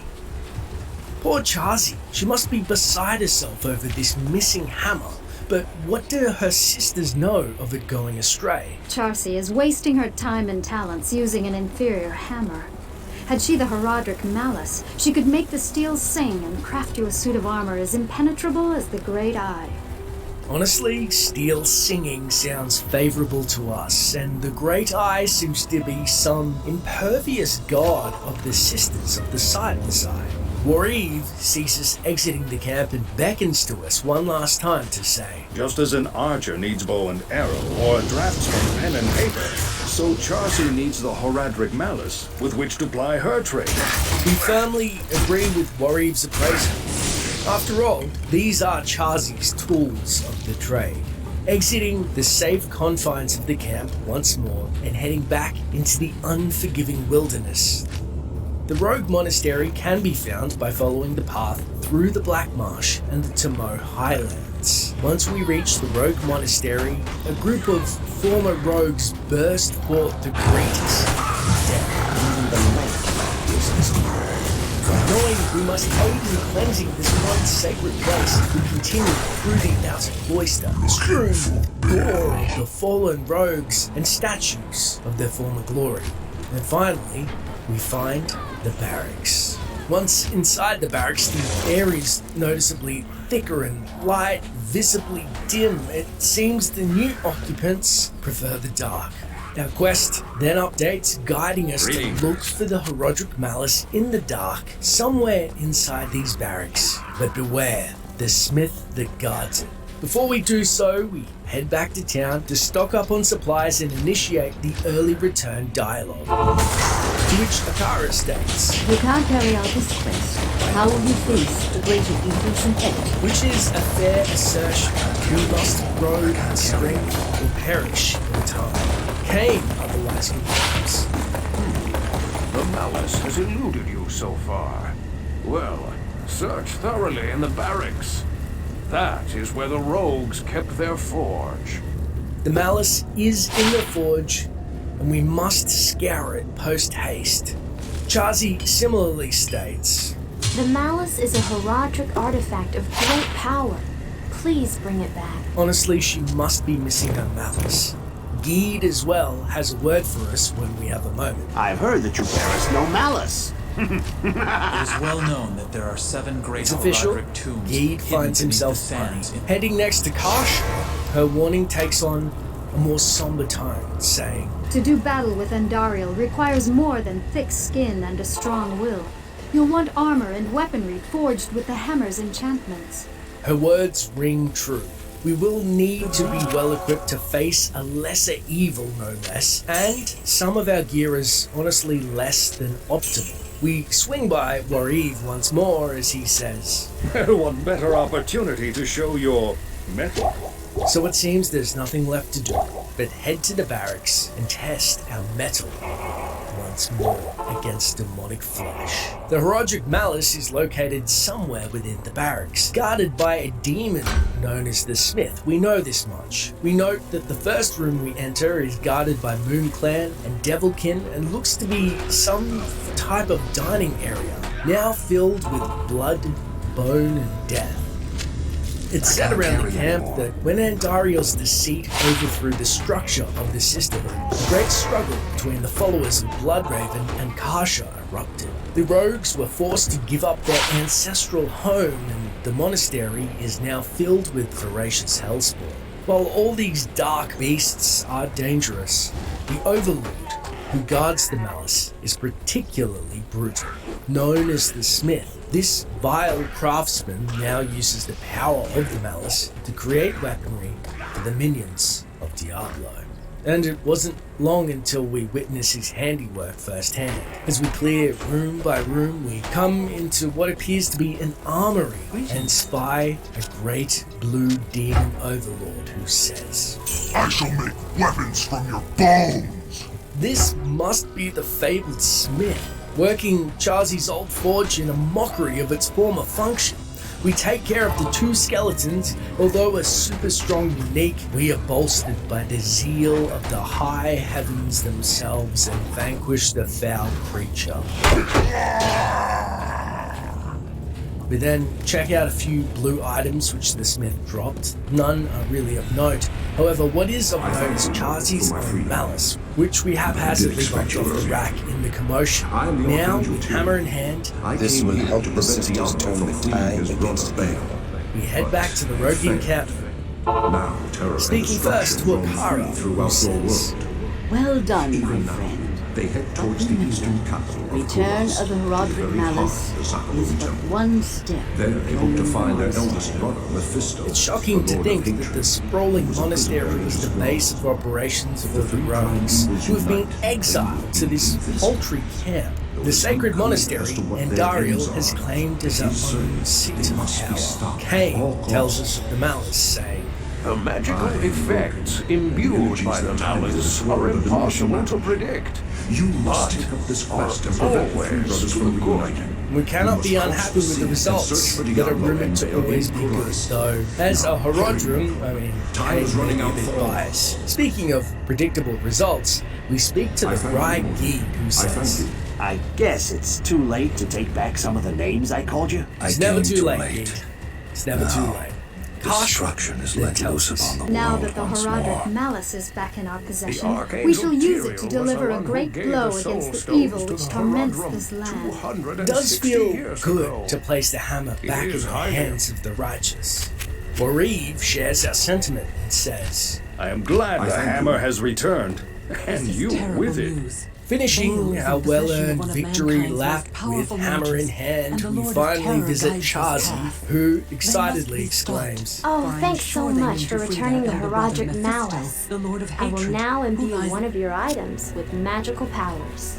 By retrieving the Herodric Malice and returning it to Chazi, you will be able to imbue a piece of equipment with randomly selected abilities. Note that no magic, rare, set, or unique items can be used. And it's also worth noting that this can only be done once. Therefore, it is highly recommended that we wait until a later game, such as in Acts 3 or 4, and imbue a higher level item. So that's it for the tools of the trade and the Sisters' Burial Ground.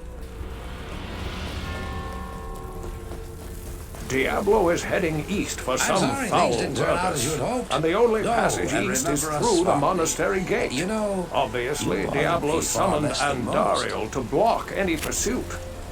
For her part, Andariel hopes to win Diablo's favor. You have done very the lesser well. demons are Few could have always come this vying far, for let positions alone of discover the power true within tomb of the Tarasha. unholy hierarchy. Unfortunately, I hear that Diablo After and completing Baal have eluded tools your of the grasp. trade, This Deckard is Cain most will approach us in the rogue If you encampment wish to with travel grim east, news. I have It authorized is certain Rashid that to we give you face the passage by demon sea. queen, I imagine you should be Andariel, very who has anxious to leave corrupted by the now. rogue sisterhood and Good luck on defiled your their quest, and ancestral thank you again for monastery. saving my beloved city. This does not You bode will always well be for us, welcome my in friend. Dutgolain, my friend. Ancient Herodric texts record that Andariel and the other lesser evils once overthrew the three prime evils, Diablo, Mephisto, and Baal, banishing them from hell to our world. Here they caused mankind untold anguish Never and fear, my suffering friend. before You did they the were best finally you could. bound within I the Soul suspect that Stones. Diablo and Baal are And now heading Dariel's east presence towards here Korast. could mean that the You will forces of find them. hell are I once know you again will. aligned behind Diablo and his brothers. If this is true, then I fear for us all. You must kill do her that here. before the monastery becomes a permanent outpost of hell, and the way east lost forever. And so begins our final mandate. Everything we have laboured for thus far in aiding the sisters has led to this moment. Face and defeat Andariel, the Maiden of Anguish, in combat, or we will perish in a horrific manner. And our efforts ignored. Pushing that grim thought to the back of our mind, we decide we should speak to the denizens of the encampment for clues, perhaps for the last time. All too familiar with anguish. My companion drew in the dank, cold air of the tomb. It seemed to strengthen him. I stood in the doorway between light and dark. What was left of my sanity implored me not to enter. But that voice was just a whisper now. As we worked our way down, deeper and deeper into the crypt, I began to see a change in my companion. He seemed to be gaining strength. I could hardly see in the gloom, but my companion seemed to know the way. We came at last to a great hall.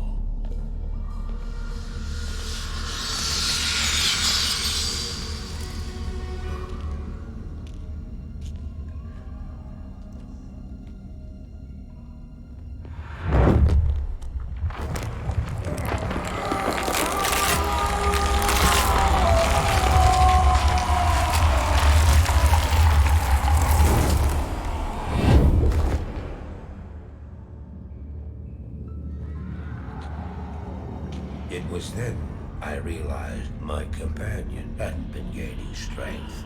He had been losing what was left of his humanity.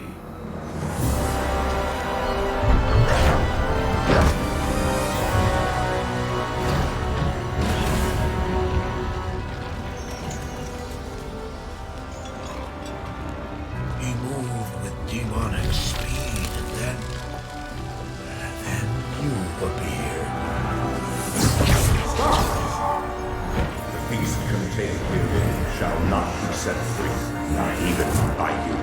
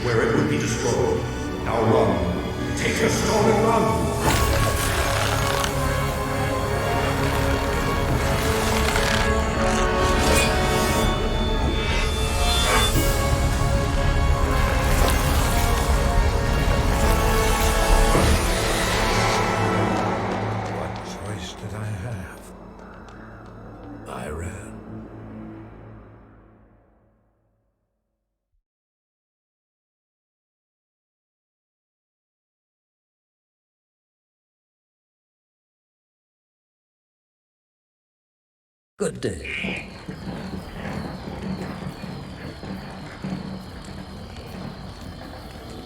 Welcome to Karas, traveler. Few come willingly to this ancient city anymore. I hope you brought your wits with you, for sanity is in short supply here. My name is Ratley. I am a sorcerer skilled in metalwork. It'd be a pleasure to help you. I don't have many customers these days. As you can see, the populace has been brutally decimated by the forces of Mephisto. The canals run red with blood, and demons roam the land. The wretched jungle hell has already reclaimed much of Karas. The only safety you'll find is here at the dark side, where a magical warden holds the jungle evils at bay. But I don't know how long it will last. To make matters worse, the children of Zakharum are in league with the forces of Mephisto. The Zakharum have concentrated their power in the temple city of Travancore, located within Karas deep in the jungle wilderness. It's true, their zeal is unmatched, but I say the so-called warriors of light are nothing more than the twisted puppets of a hidden hand.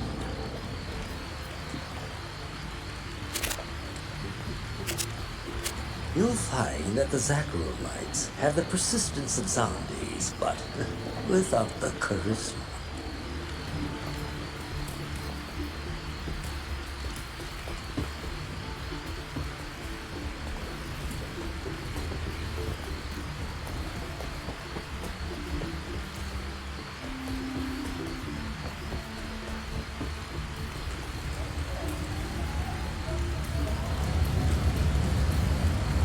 Greetings, hero. I've heard of your exploits and, I'm quite impressed. Very few mortals are capable of dealing with the three and their minions as you have. My name is Natalia. I am a hunter of evil, part of an ancient order sworn to hunt down corrupted sorcerers. If I could, I would gladly join your quest to stop the three. But I must wait here for further news. I can't predict what will happen, but the danger is greater than we can know. Until I receive my orders, I'll assist you with the information I have.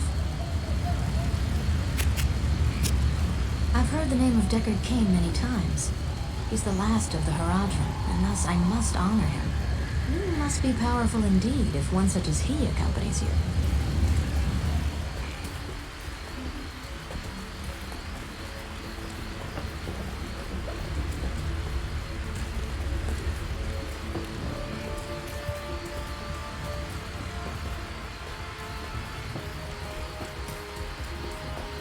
I've not set foot in glorious Kurast for many years, but I never would have imagined it could be so corrupted. Certainly this must be Mephisto's work. You'd best get going, my friend. Diablo and Baal are still out there, and you must find them.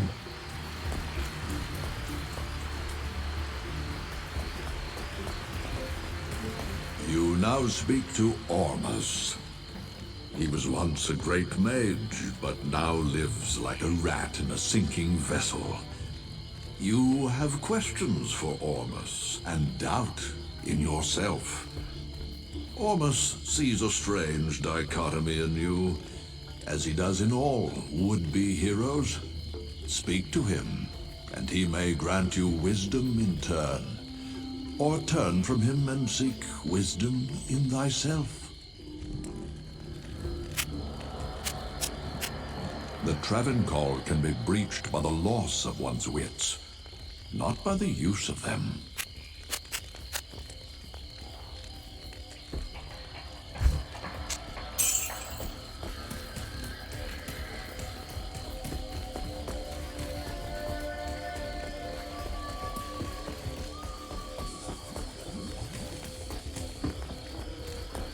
Damn it! I wish you people would just leave me alone.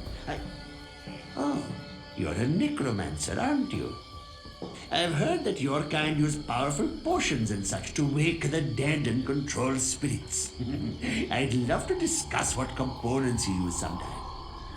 I am Alcor the Alchemist. I dabble in potions and salves myself, and I can sell you some if you really need them. Feel free to drop by anytime.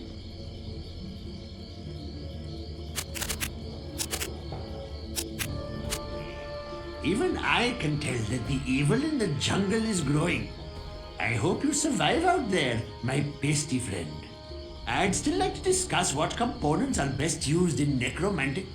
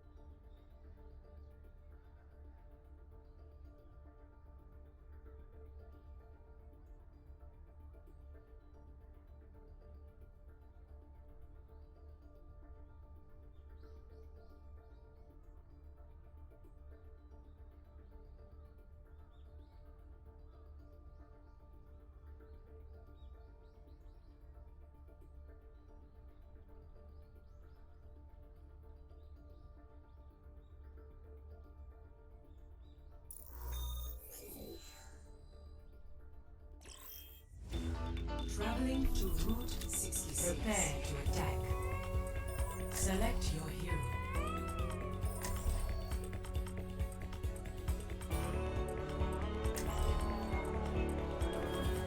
Hey, hey, hey, hey.